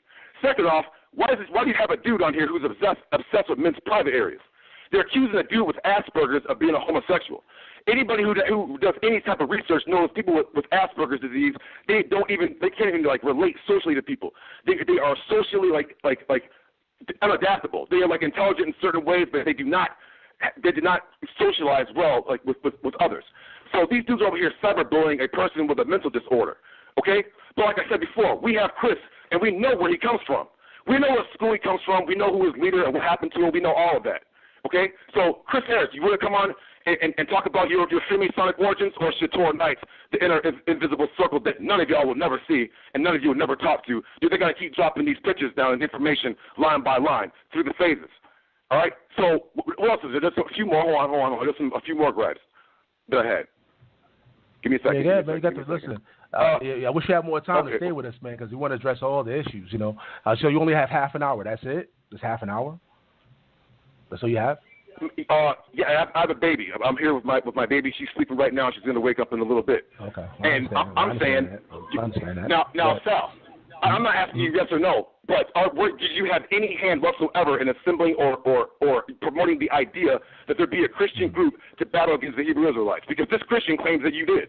Mm-hmm. Well, you just heard the audio. Did you hear it? Did you hear the audio from Faithful to God? And also you heard about the book recap from Mayana. Stating that that's clearly not true. I mean, Faithful to God is one of the founder members of the Soldiers of God and the Shield Squad. So I have an audio with him saying directly that no. I can play it for you again if you didn't hear it. Want me to play it for you again? I heard it. You think dudes are going to... Sal, come on, man. You think dudes are going to come out and Sal, what about when G-Man was on ISUPK and people started getting on G-Man being like, G-Man, who assembled the Shield Squad? Do you know he wouldn't answer? They're like, G-Man, why aren't you answering that question? He avoided that. So I'm sitting there watching like, that's pretty interesting. Yeah, and there's other Israelites too that also know. Yeah, but I'm answering your question directly. The public wants to know. Right, and I'm answering your question directly. So I have no way of forming the Shield Squad or SOG or SOJ. I have no way to do that. I'm not affiliated with them. Good. Okay, now let me ask a question. Why did you allow a person to attack who attacks the Israelites on a constant basis to make money off of them? Well, again, when it came to the book recap, did you hear the book recap? Did you ever get a chance to listen to that show? Yeah, I heard all that. That's not really answering the question. I don't know what you're talking about because when we did the book recap, he made a book about the Hebrew Israelites and made money off of our labor, our grief, our pain. And you promoted it on this platform. And Israelites, even Israelites who don't even like me, were hitting me up like, yo, Judah, you see this? I had to like come in and tune in like, whoa. Like, this is ill. As far as because now people are like, they're wondering, like, where do you stand? Like I said, nobody that I know has purchased the book, the Barack Obama versus Black Hebrew Israelites. And as a matter of fact, if you heard the audio that Mayana said, the brother had to distribute some things for free so we could do some research so we could actually critique the book when we did the book recap on that day.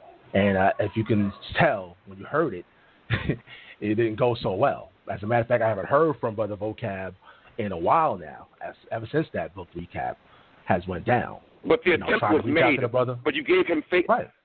So you give these. So first off, Chris is an agent. That's his number. That's his first and foremost. And people out there who know, they know we have this dude. This dude comes from a Freemasonic organization, and I'm gonna leave it right here because we're gonna drop it in piecemeal over time. Here we go. In regards to the Chris, stand by. In regards to the Chris, we want to address that. We want to address those things. You know, but how you gonna sit up here and talk to another grown man and tell him how to run his show, man? No, that woman has his own time. No, that woman has his own time to talk. That dude has his own time to talk. Come on, it has to be one at a time, y'all. Come on. I got to mute you for a little while, so I got to let VA speak as well. Yeah, you can speak. Okay. Listen, it's Anonymous Hebrew. I just wanted to hear clear from Judah. I mean, there's been things that Judah has said, things he's been accused of, and you still allowed him on the platform.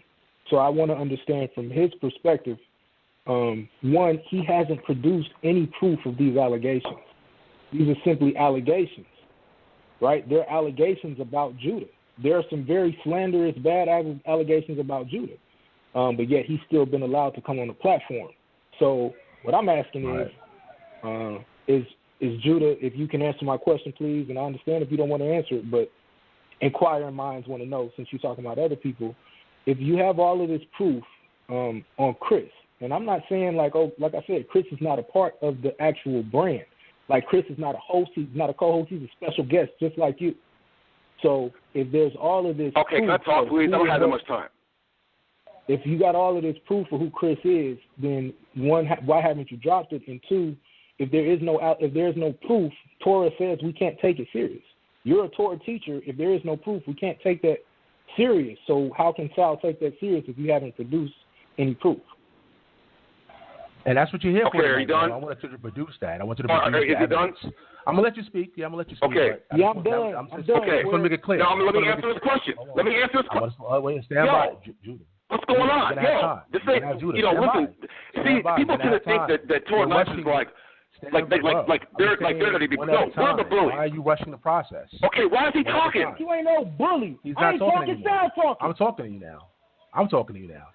Okay, let me speak. I'm a guest, right? Let me speak. Right, I'm going to let you speak. I'm just saying that was the purpose of the show altogether, for you to produce the evidence. But go ahead, you can speak now. Go ahead. I know you have a little bit of time. Speak. No, as I told you via video, I said, Sal, get away from this dude. Get this dude off your platform. Because when we drop these nukes, it's going to be in increments. We're not going to just spill it all out at once. Nah, bro. No, we're going to drag it out like he does, That's what we're going to do. So, we've been watching this dude. Listen, ain't nobody worried about none of these dudes who think that they're on the offense. These dudes are on the defense, and they know. They know it. Now, you will see the proof. I'm not going to do it on here. I'm going to do it so the public can see it, so the Israelite community can see it, so the Christians can see it. And they can say, Chris, bro, how do you explain this? Where does this come from? Because this dude's been talking about men's private areas and all sorts of folly and in people's business. Me and Amber Boehm are two grown adults. The difference between me and her and my wife and her husband, not Chris Harris. That dude needs to take care of business with his wife. That's why she don't have no kids. Okay? But that dude's all up in my business, checking up my business and taking pictures and doing all this kind of funny business. My dude, we got you. We know where you come from. Now, are you going to tell it on Debate Talk for you? Because Sal will give you the platform where you're going to lie and spin it, but we're going to drop it. We ain't going to say a word. We're going to let the pictures speak for themselves and the words speak for themselves, and then the public can decide who's lying. So then I'm saying, Sal, if you keep having this doing your shows, you're going to look like an agent promoter. This dude's an agent. We have people who know already who are not even in Torah Nights. They know. I'm like, just be quiet, hold on. You got to be strategic in battle because we see that we see. Now, hold on. There's a fact. This is a fact. Josh from Torah Nights will tell you. We were on an offline chat with Basim from Global Media Inc. He's a good brother. Okay? I have no problem with him. But what did he say to me and Josh? He said, I can't have you guys online. I can talk to you guys offline, but I can't have you guys online or else I will get in trouble. Okay? So me and Josh are looking, we're like, well, wait a minute, who are you going to get in trouble from? Like Donald Trump, Obama? Like what organization is this that's so against the Torah Nights? Who? Now he has to be, but he can't have me online. So why would you think debate talk for you, or why would debate talk for you pop in your head when it comes to him saying that? Why would it, out of all people, Sal Showtime would pop in your head? Okay. Now let me answer. Josh from ABT, he's a frequenter of this platform, yes or no? Yeah, he's been okay, that's I'll answer for you. Okay, now, from day one. Okay, that's pretty interesting because he also gives presentations on Global Media Inc. So why does Josh from ABT get to go on Global Media Inc. when I've never had any problem with Basim and his platform at all? But due to quote-unquote business purposes, he will get in trouble if he has me on the platform or Torah Nights. But people can go bounce back from your platform to his platform. Come on, man. The public is not stupid, bro. We're not stupid. Let me ask you a question real quick. Think about it. This is my channel. Question. What about an answer? For you. Think about it. Why would I invite you to debate talk for you, which I have a lot of viewers on Blog Talk Radio, but tell this brother to not bring you on that platform? Why would I have you on this platform but not have you on that platform? Does that make any sense to you? Now can I answer? Yes, it does. Now can I answer? How? Okay, because when Judah Nazareth, okay, go ahead. So I can speak. No, I said how. No, I said how. Okay. Mm-hmm. Because when I come to debate, when I come to your platform and wash dudes up, views come. If you look at my debates and then look at the preceding and after videos, I don't really care about the views or whatever. I just care about slaying cats with the Torah. Whose views are the highest? Mine. I put thousands of views on your platform. I don't get paid for it. Right. I don't get a thank you. Mm-hmm. I don't get nothing. All I get is you let people come on who are agents, okay, come on and slander my name and call me a homosexual when I got 3 kids. And you ain't heard Judah Nazareth talk about no homosexual nothing. Okay? But you got dudes on here talking about dudes' penises and, dudes' private areas and all this other sorts of folly and giggling and acting weird. Come on, man. Come on, man. That's folly. So that's the answer. Because I bring views to the thing. That's like I said. If we go to Sakari's platform, the whole Israelite community is going to come in. And if you think they're going to sit there and let Chris watch me teach out the Torah and prophets, and he'll say, that's Freemasonry and Kabbalah. That's Freemasonry and Kabbalah. You think they're going to allow that? They're going to be like, nah, bro, get out of here with that folly, bro. You're an agent. They know full well. But he can come on this platform and talk that, and everyone's like, oh, yeah, that's true. Well, that's okay. We're going to see who the real Freemason is and who the real homosexual is. Like I said, you can give him audience to come on here and try to refute it before it comes out. But, bro, phase one's already in. It's already here. So I bring views to the platform. That's my answer. That's why. All right. So you bring views to the platform. I'm gonna let you get in. You bring views to the platform, right? So why would I not have you? And for the record, Brother Basim is in total control of his own channel. I have nothing to do with who he brings on his channel. I have nothing to do with any guests that he brings on there. So he's in total control, and I wish he would have given me the audio, but I know the brother don't want to be a part of the drama. So that's the only reason why he didn't give me any audio. No, he don't. Say that. Yeah, he's a good dude. So he's not going to want to be a part of it. And he's a good dude, too. You confirmed it. So, yeah, I know he's a good dude, but he's in league with a certain group who has an agenda, and everybody knows it.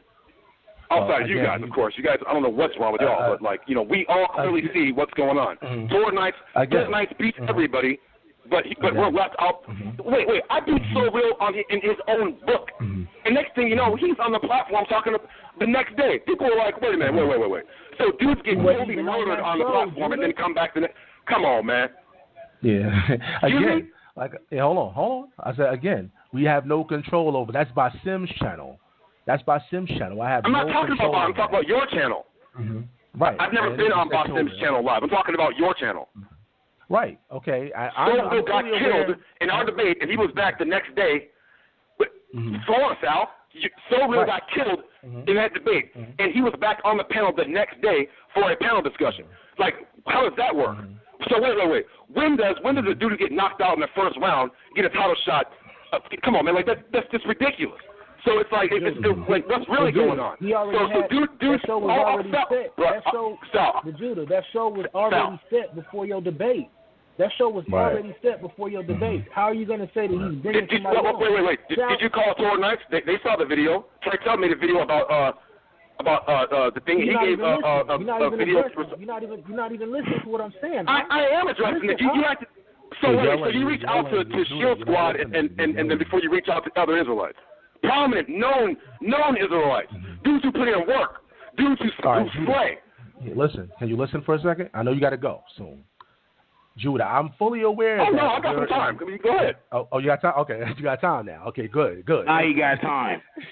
Thank you. Give us a roll of cry snivel. Hold on. Who are these cheerleaders over here? Because nobody knows them in the Israelite community. Hey, homie, I ain't no cheerleader, bro. You know how to get at me, man. Me and you was just getting at each other about a week ago. Now I'm say you don't know me. Get up out of here, dude. Yeah.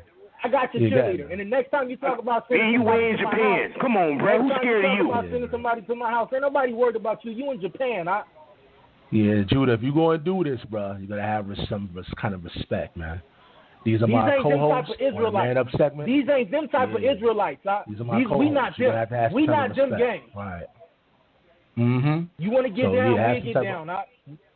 If you want to do this, you got to have some kind of respect, man. All right? So let's do this again. Okay, who wanted to speak, though? Was it anonymous? No, you go ahead, Sal. Do your thing. Yeah, just do your thing, man. Dude ain't going to be respectful, so I'm going to just go fall back and let you do your thing. Yeah, I'm 43 years old.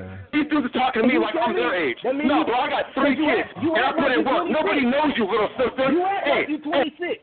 You act like you 43 years old. You act like you 26, though. Yeah, I see you're not able to control yourself, right? And you don't know what I do. You don't know what I do behind the scenes. Yeah. You don't know how many people I help behind the scenes. You don't know what degrees I got to do counseling to help Israelites come out of bad situations behind the scenes. Just because everybody ain't out here trying to dance for dollars like you don't mean that we ain't working. You mad because your channel got shut down, not mine, not Josh's, not Sal's. Stop calling names and be a grown man. Ain't nobody worried about you like that, huh? Yeah, like you said, you 40-something years old, bro. Come on, man. Got to get it together, man. We can have a decent conversation without all the name calling and all the comedy that you bring into the platform, bro. Again, these are my brothers. They're joining me tonight so we can discuss this issue. I'm going to bring you back in. Again, if it keeps on going like that, bro, you got to have a little respect so we can have this conversation because I wouldn't do that on your platform, you know. So let me go and bring him back in one more time. Okay. On 3. Let's go. Are you going to talk to me, Sal, or are you going to have your cheerleaders talk to me? I don't know them. I don't care about how many degrees they got. I don't get money for teaching Israel. I can't talk. What's going on here, bro? Right, but you're attacking these. I don't get paid 1 red cent for teaching. Go ahead. Are you there? 813. He just hung up. Fellas. Yeah, man, brother, listen, man. You gotta have a little bit of class, man. A little bit of respect when you call into the platform, man. This ain't Torah Night Radio. We could just wild out and start cursing and going crazy, bro. We have an audience that's listening. We're gonna bring the audience in to chime in and say their piece as well. But again, if you want to have a conversation with us, you got to be respectful, man. All the name calling and all the... Nah, we're not doing that, man. But go ahead, Anonymous. You want to say something? Yo, all I'm saying is this, man. All I keep hearing is that he mad at a certain individual. I don't hear where Debate Talk for You has done anything. The dude is not listening to reason. I want the audience to know. I want the whole community to understand this is the thing that me and BA fight against. This is the thing that we got to deal with behind the scenes. Like I said, I reached out to this dude several times. A 43-year-old grown man that says he has 3 children, and this is how he acts. You're not going to come on here and cuss and yell and call people names like we children. Act like an elder. We'll treat you like an elder. We respect our elders. We don't respect children. Children get chastised. Stop acting like a child. It's obvious that you're mad at one person and you're trying to blame that on everyone else. Deal with that one person. But unfortunately, it seems like that one person is getting at you. Now, I'm going to put it out there. Right? Everybody else trying to tiptoe around it. That one person is exposing you. And all you doing is saying, oh, well, it's true.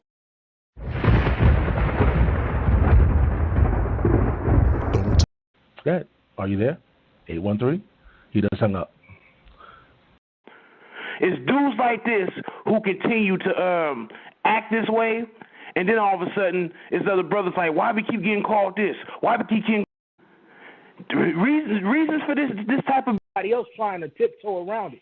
That one person is exposing you, and all you doing is saying, "Oh well, it's true. It's true. I'm a man. I'm a man." Well, then you need to work on that, because the word, the law, the Torah is not supposed to have you acting like that. That's what it is. If it was between you and old girl and all that extra, it wouldn't have leaked out into the public. Clean up your house and stop attacking other people. Sal ain't out here acting like that. BA ain't out here acting like that. I ain't out here acting like that. Mr. Torah Knight is out here acting like that. That's the problem, not the platform.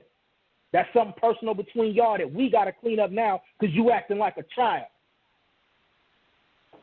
That's all I got. All I got to say is this, man.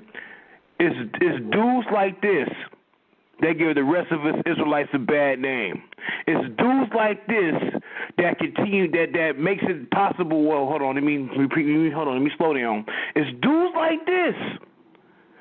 Reasons for this type of behavior is why we got so many haters on the internet getting at the Israelites so tough right now. It's dudes like this who continue to act this way, and then all of a sudden, it's other brothers like, why we keep getting called this? Why we keep getting called that? You want to know why, Israel? Because the clowns like this in the community get to run around unchecked. That's the problem in Israel. Everybody in Israel got this attitude where I can't be corrected. This man couldn't even humble himself and repent. But you Torah Knights, get the hell up out of here, man. Go ahead, Sal. All right. So, like I said, the brother hung up. The brother seemed like he can't control what he says. He can't have at least a little bit of respect just to have this kind of conversation. And, if he calls back and be respectful about it, we could continue it. But what we going to do, fellas? Y'all want to go to the phone lines? Y'all ready to go to the phone lines and hear what the family got to say? Yeah, let everybody go ahead, man. Since he's too scared to stand in the fire. And now I'm going to calm down. I'm going to let y'all know what's really going on, because maybe y'all don't understand. This is what people that are scared do. This is a diversion tactic, because he know he's going to get roasted tonight, because he's been making slanderous comments that are unfounded, untrue, and biased because he's angry. So go ahead and let him get roasted, since he wasn't man enough to stand in the pocket. Yeah, man. It's a song by B. Legit called Scared Man. Look that up, y'all. Scared Man. And like I said, another thing too, man, I'm just loving, I can't wait to hear the audience. And audience, this is me, Brother B.A., asking everybody, are you guys in favor of doing the heathen list? The heathen list. This is what I would like to do. Let's set up a heathen list and put up a public display for the whole community to know this brother or this group are a bunch of heathens. You have been warned. Ultimate rebuke. Let's follow up on that. I would love to hear the audience perspective on that. I'm going to fall back. Then let me say one more thing, Sal.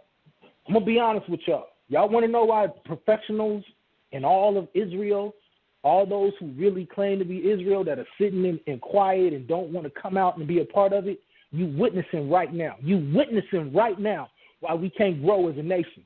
Because we have people like Judah, Nat Zura acting like that. Now, I said it, Anonymous Hebrew. You want to throw bombs and nukes, come nuke. I'm the one for you. I'm just going to be honest with you, because ain't nobody worried about you. Ain't nobody done nothing to you. Everybody's tried to be respectful to you, and this is how you act. Sal tries to give you a chance, and this is how you act. Understand, community, these are the things that you have to get rid of. These are the things that the Most High is unpleased with.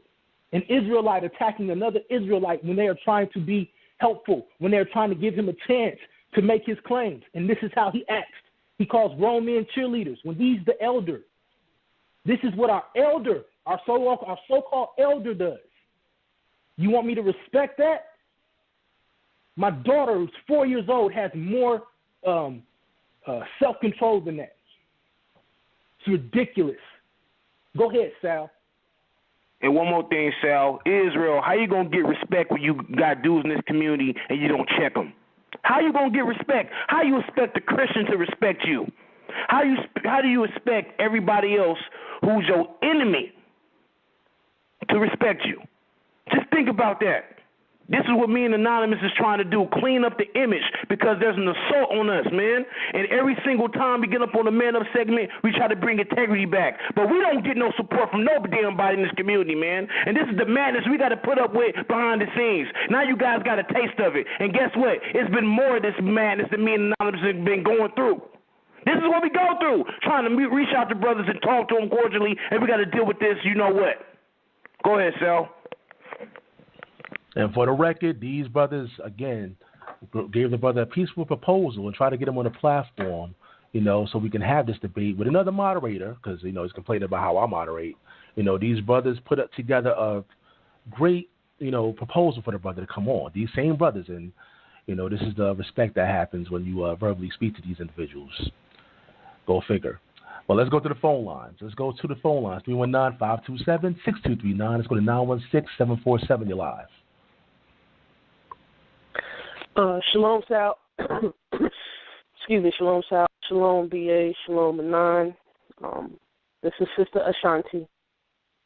I want to say a couple of things if I could. Brother Anonymous and Brother BA, I work with these brothers. When I say work, we work. A lot of the times when we work and put things together and get things going and organized and structured, we're not doing things to be seen of men. And that means we're not doing things to be seen of people. We're not doing anything to get cookies and kudos and accolades and attaboys and attagirls. We need recognition from my pose upon them of the spirit. We got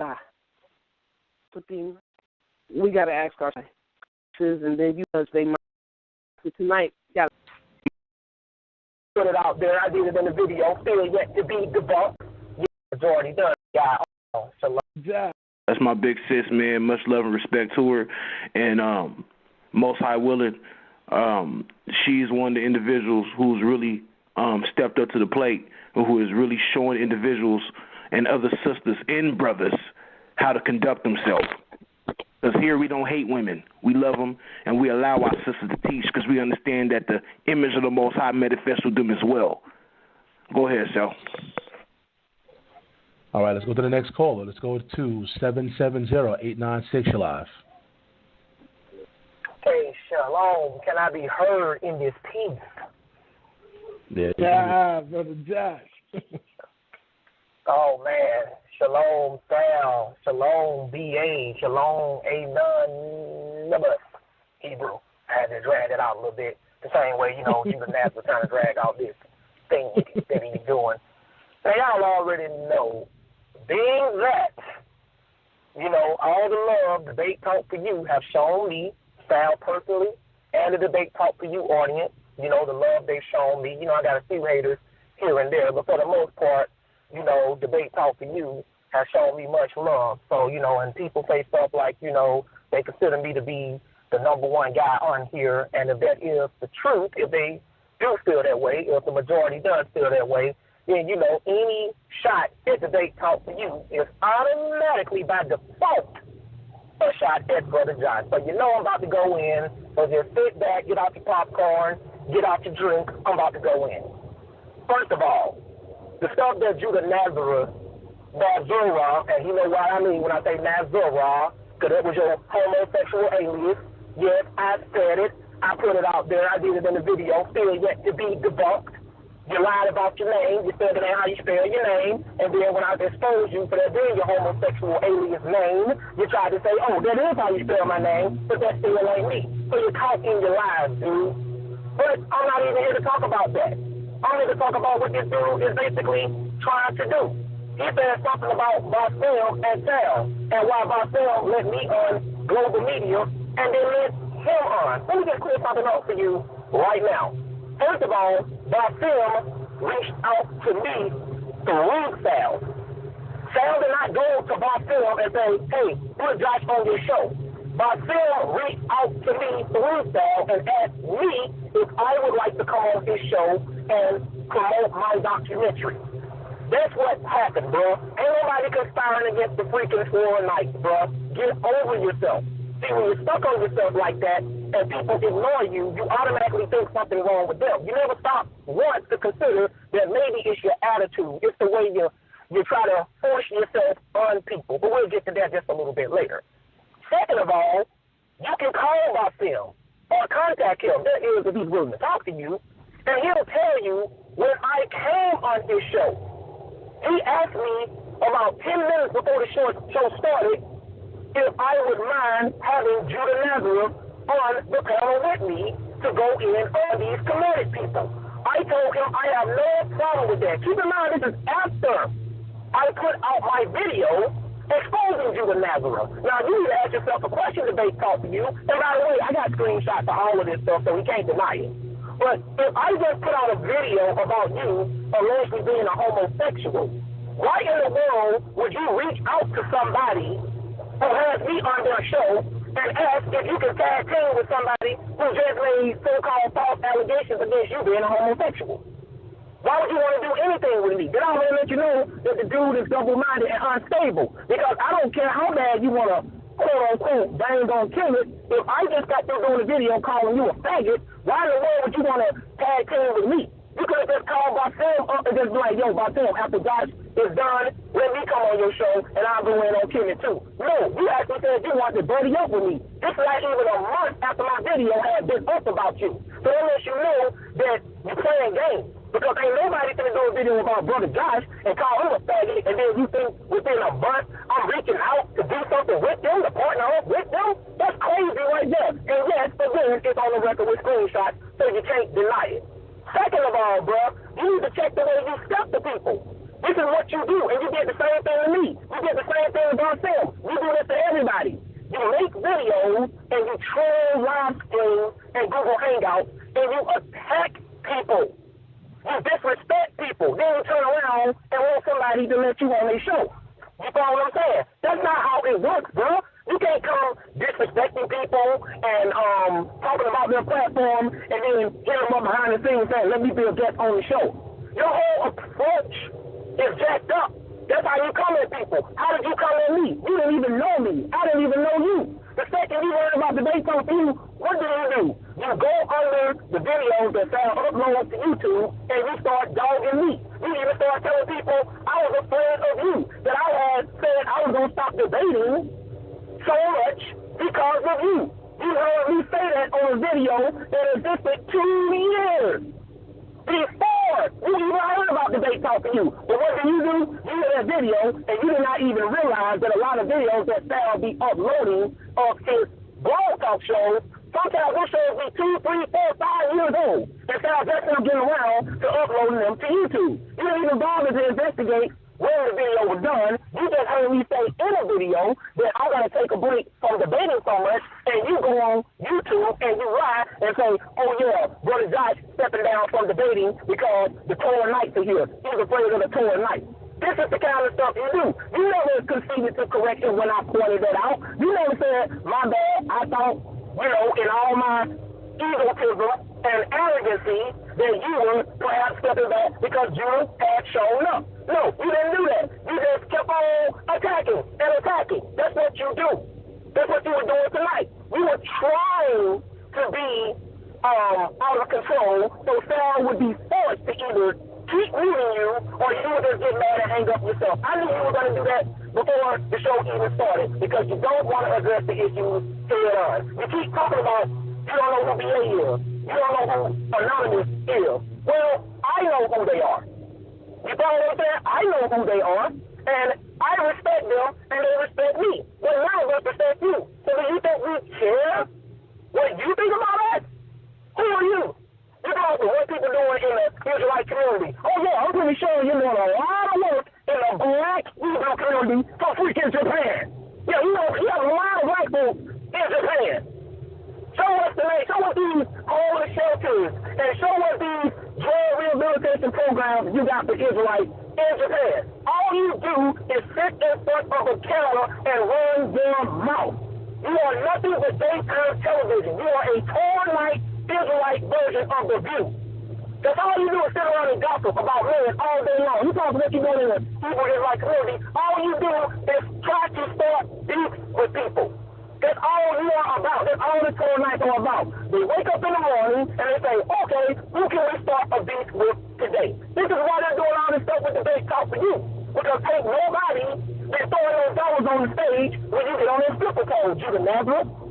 That's all you try to do. You want somebody to throw you some dollars when you get on their stripper pole because you're nothing but an attention whore. That's all you are, and you're trying to use the big talk to you to get some attention for yourself. You don't even care about what kind of attention it is. Y'all really think, see, this is the misconception that DA and Anonymous Hebrewz and Sal may be having. See, y'all thinking that he's doing all of this because he got something to prove, or that he's trying to clear up his name. That's not why Judah is doing this. Judah is doing this because nobody ain't been dropping them dollars. No band's been making him dance, metaphorically speaking. So what he's trying to do is step up his strip game. That's all he's trying to do. That's why he's trying to drag Sal in to something that is essentially between him and Chris Harris. Because he knows that Chris Harris is on Debate Talk to You. That has nothing to do with Sal. If Sal let Vocab Moon come on here and promote a book, that doesn't mean that Sal endorses any or all of the material in the book. Sal let other people, Sal had atheists on the show before. Does that mean that Sal endorses atheism? Sal had Muslims on the show before. Does that mean Sal endorses Islam? No.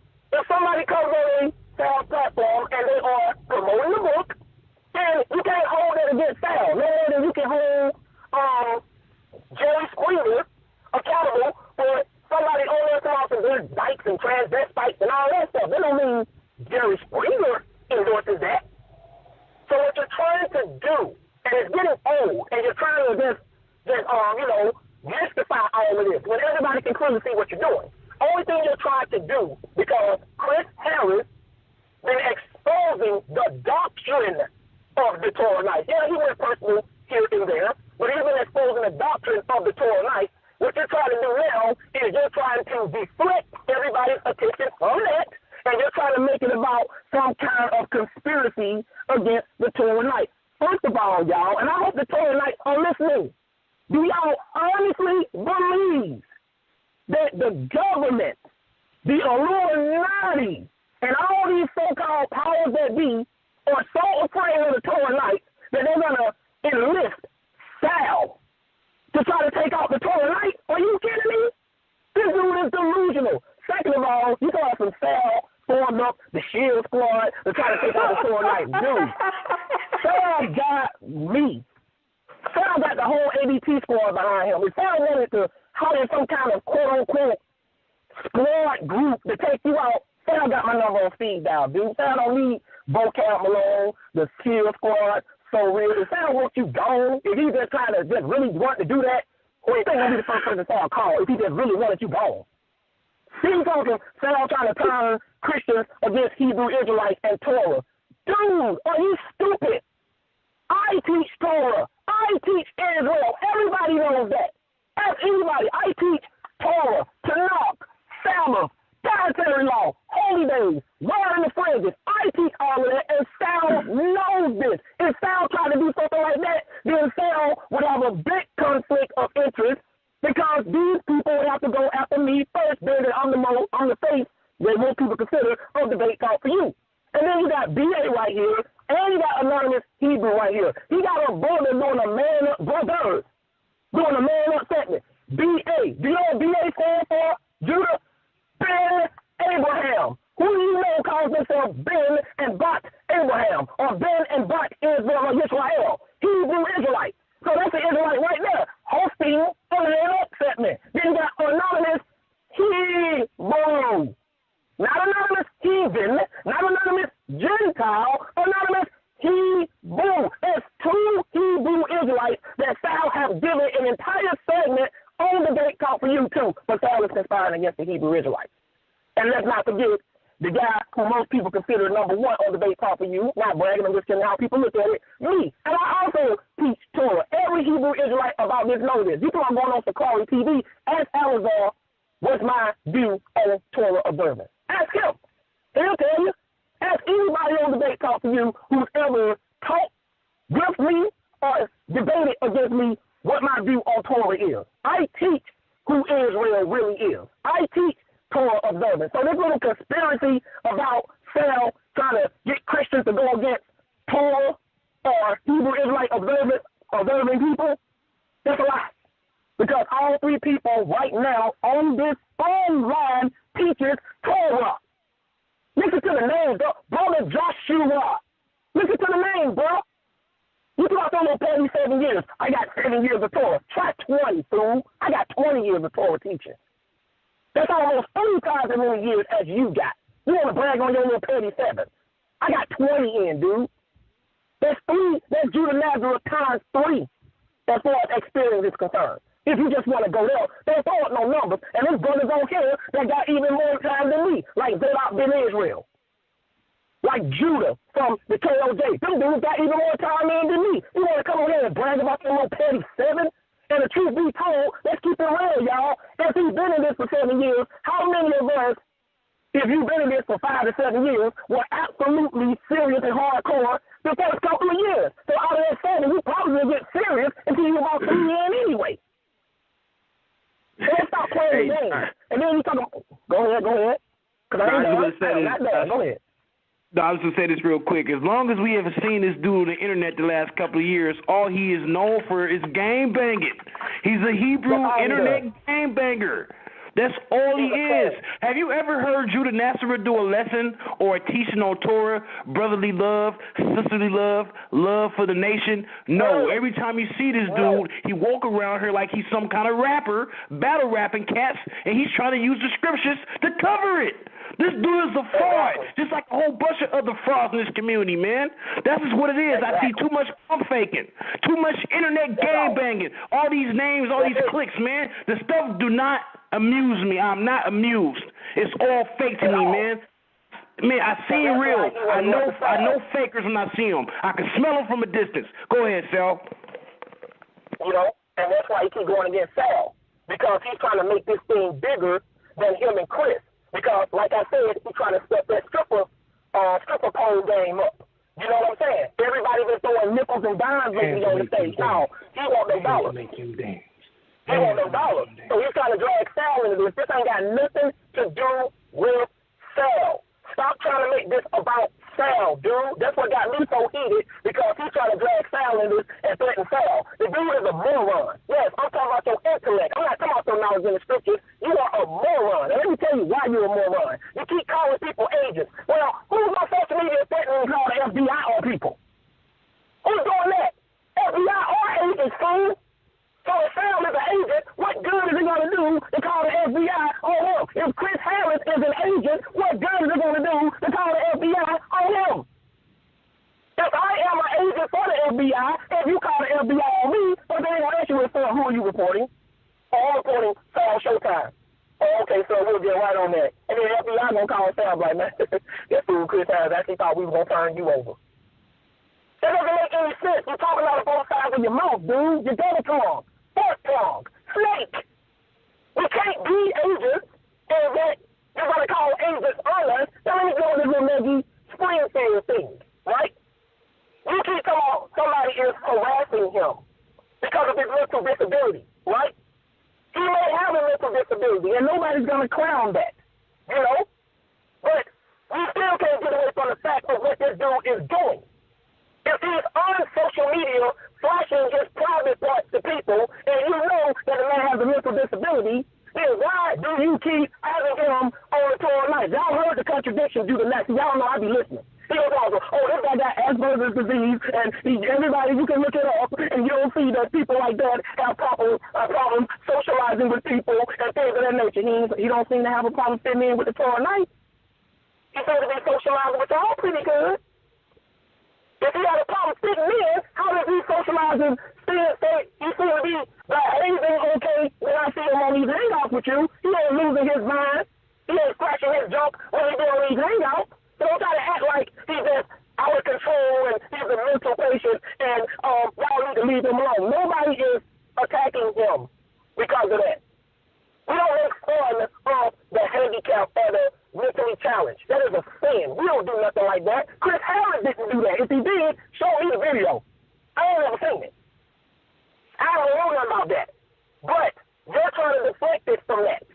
If Chris Harris uploading videos saying that you are an adulterer, and I saw the video, I saw the text messages. If that is you, then yes, you are wrong. You are trying to lie with another man's wife, and you are married yourself. You got a dude in your group, Reggie Springfield. I went to his website. The dude does teach sorcery and witchcraft. He does do that. He's a Torahite, though. You don't want nobody to ask questions about this? This ain't important? Come on, bro. Stop the madness. Stop the pole stripping, bro. After tonight, you ain't getting no more dollars from anybody because I keep trying to tell you, B.A., Anonymous, and Sal. Y'all really think that Judah is mad. Y'all really think he's upset. He is not, y'all. He's just pretending to be that way. He's enjoying every bit of this because he knows this attention that we, unfortunately, are giving him. Chris was tearing his butt up. Chris Harris was killing him. I saw the videos. Chris was killing him. And I ain't got no reason to side with Chris over Judah because y'all all know Chris was attacking me not even a year ago from the Torah Nights platform. So you know I ain't got no reason to play favorites between the two of them. But I call it like I see it. Chris was killing this dude on a doctrinal level. On what you teach. You do teach Kabbalah, bro. I went and did the research. Reggie Hill into Alistair Crowley. I went and I did the research. You are an adulterer if those text messages are actually screenshots of what you were saying to Amber. You are an adulterer. But you, unfortunately, appeal to the most ratchet side of Israel, to the scum of Israel, to the bottom feeders of Israel. Those are the people that support the Torah Night.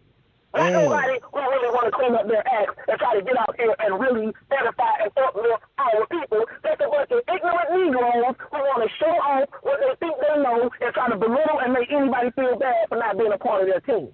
That's the Torah Night. We ain't falling for that, dude. I've been there, done that. That's all the Torah Nights are. When you go after Sal, when you go after the debate talk for you, I take that very personally because I know Sal does not play favorites. And even if Sal did not want you on this show, anybody can understand why he wouldn't want you because look how you come at people.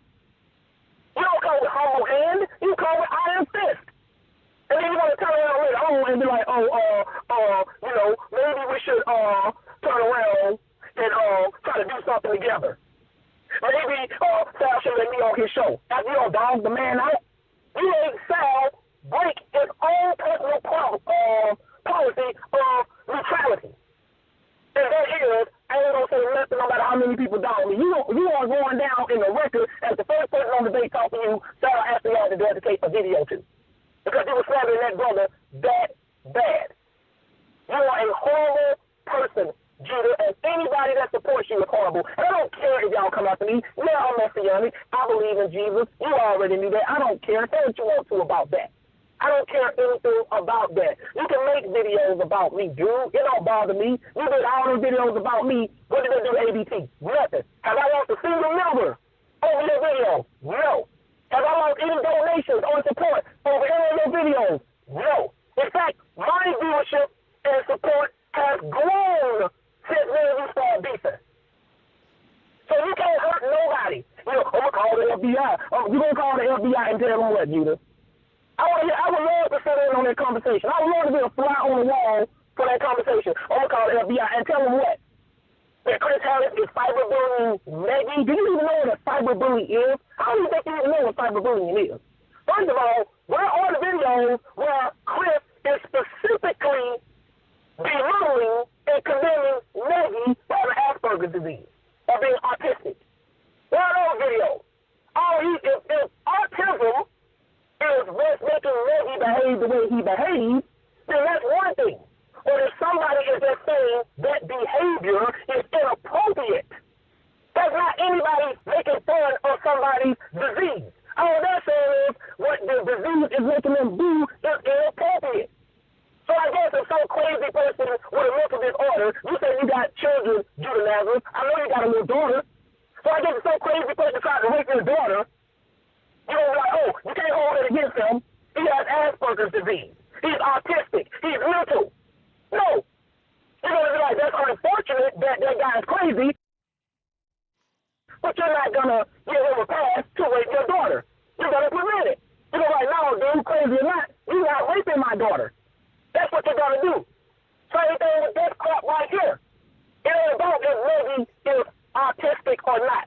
What it's about is you being a high-ranking member of the Torah Knights, knowing this, and instead of you pulling that brother to the side and saying, yo, dude, until you get your condition under control, we can't have you doing stuff like that with us. You need to just kind of just chill and sit back, because we can't have nobody represent Torah Knights and they flashing their junk on social media. You need to just hang back, you know, get on some medication, take some therapy, whatever. You know, once you get straight, we'll let you back on, dude.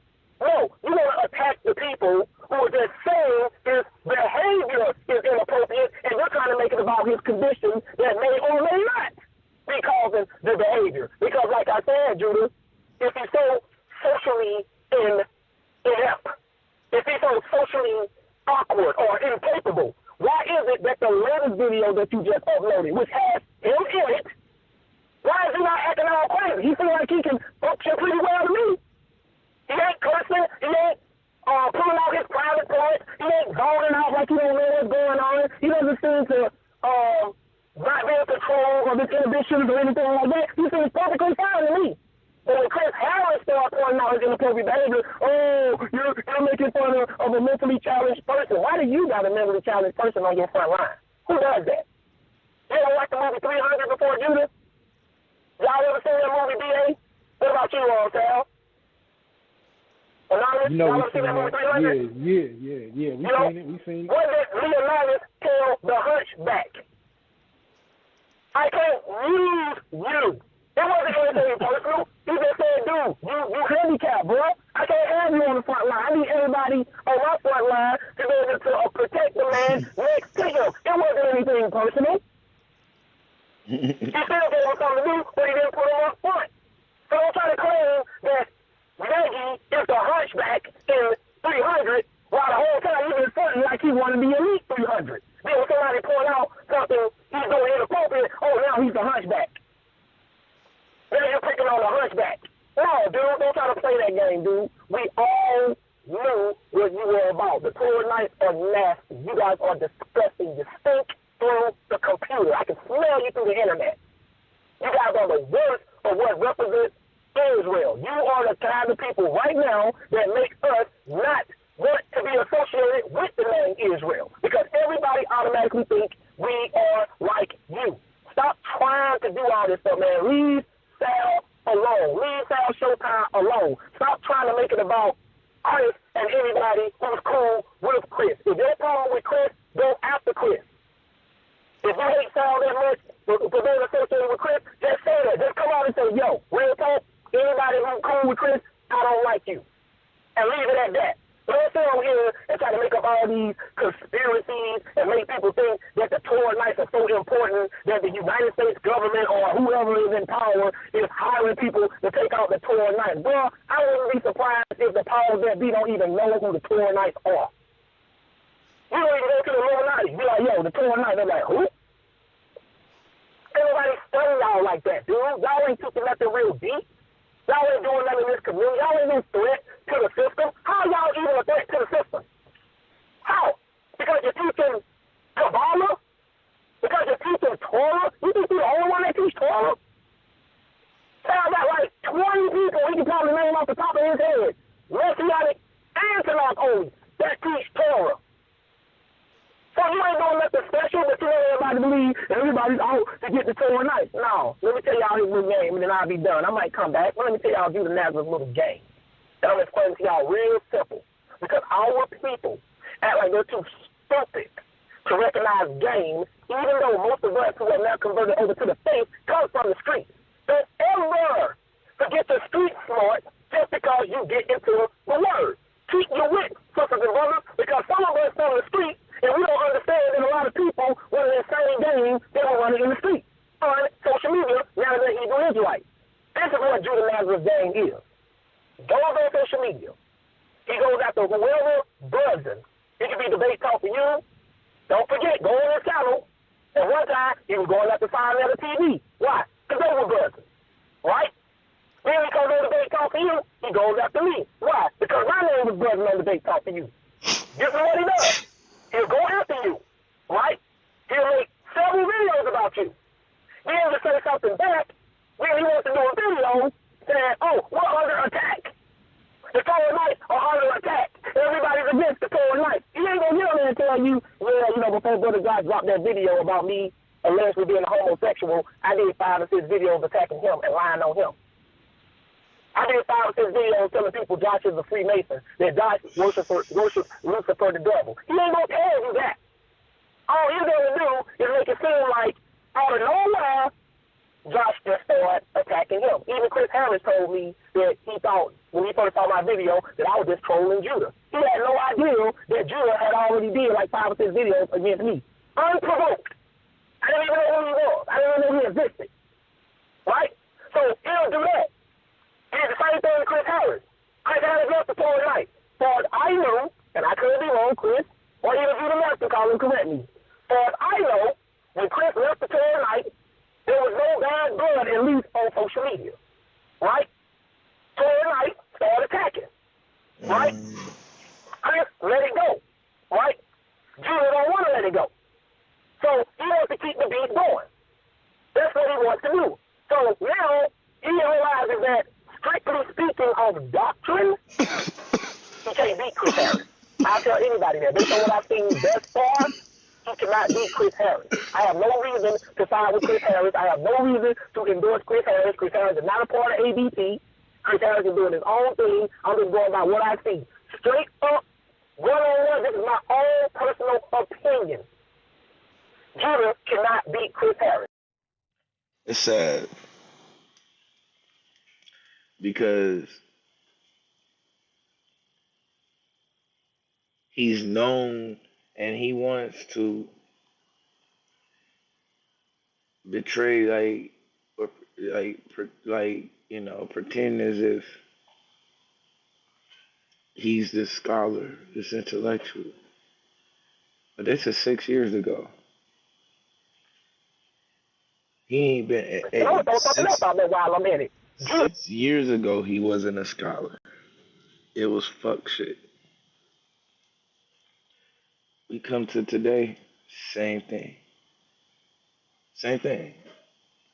There was never any respect for the intellect. Bro was a WWF character that brought entertainment. Can't beat Devon Mays either. Yeah, I said it. He can't beat, because he mentioned Devon Mays too in his latest video trying to talk about Devon Mays. You can't beat Devon Mays either. Devon Mays teach way more Torah than you teach. Way more. Y'all know I don't say things about Devon Mays, but like I said, I called it like I said. You can't beat Devon Mays either. You're not ready for neither one of them brothers. So that's what he does. He's trying to get this attention away from the doctrine. He wants to move the platform from Debate Talk for You because Debate Talk for You is the most respectable platform on social media as far as debates and stuff are concerned, and Judah Nazareth ain't looking for respect. He's looking for disrespect. That's why he got on here with all the name calling and all of that stuff. Calling people little sisters, calling them, don't nobody know you. Don't nobody know you. You force yourself on people. Ain't nobody just them chilling. You know why Brother Josh know who Judah Nazareth is? Now, you want me to tell you why Brother Josh know who Judah Nazareth is? You want to know why? I know. Yes, Al? Yeah, tell us why. Let me tell you why. Because Judah Nazareth started attacking me. That's why people know who you are. Because you attacked them.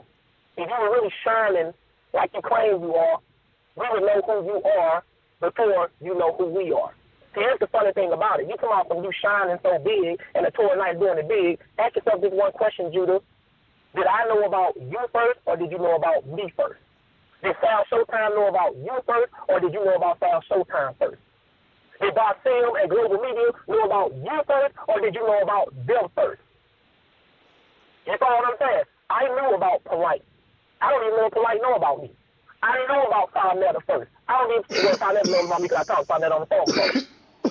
You follow what I'm saying? All these people who you claiming going in on you attack them first. Most of the people you bang on, they didn't know nothing about you. You attack them first, and that's how they know you. You ain't shining, dude. If you shining, we wouldn't even have to leave out our house. We just turn on social media. Judah Nazareth. Judah Nazareth this, Judah Nazareth that. I turn on social media, Farnetta. I ain't have to say a word to Farnetta. Farnetta didn't have to know me. Farnetta shining that bright. So with that, sisters and brothers, that's what I got to say about this dude. After tonight, anybody, don't give this dude no more money. Don't throw any more money on the stage for his stripper pole act. Because that's all he wants to do. I'm telling y'all right now, he's getting off of this. Even the stuff I'm saying about him, that's true. That's how twisted he is. He's saying to himself, oh man, I can't stand Josh, but it's another part of him that like that abuse. Y'all know what I'm getting at, how some of these prostitutes out here, they like the abusive stuff, that dominatrix stuff. That's him. He out there, oh yes, keep it coming, Josh. Oh, keep on talking about the, oh God, I love it. That's what he's doing. He said the same thing about BA. He said the same thing about Anonymous Hebrew. He said the same thing about Chris Harris. So the best thing to do, if you want to end a stripper's career, stop going to the strip club and stop throwing money on the stage. But now I'm out. I'll just be on standby.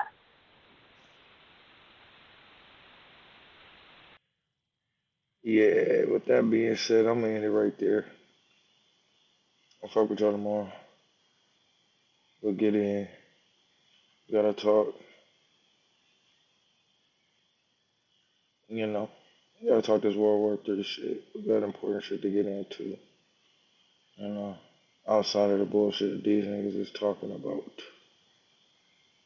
So, what's the difference between stop streaming and end broadcast? Huh. I don't know. But, like I said, I appreciate everybody that came through. Definitely. Y'all already know we gotta give a special praise to the most beautiful goddess of science, technology, engineering, and mathematics, Stemia, whose image is the most beautiful Whoopi Goldberg. I appreciate all my Bible builders that are in the building. Remember, if you are listening to this together, we are Babel. Let's build. Y'all already know, man. Shout out to the dark side.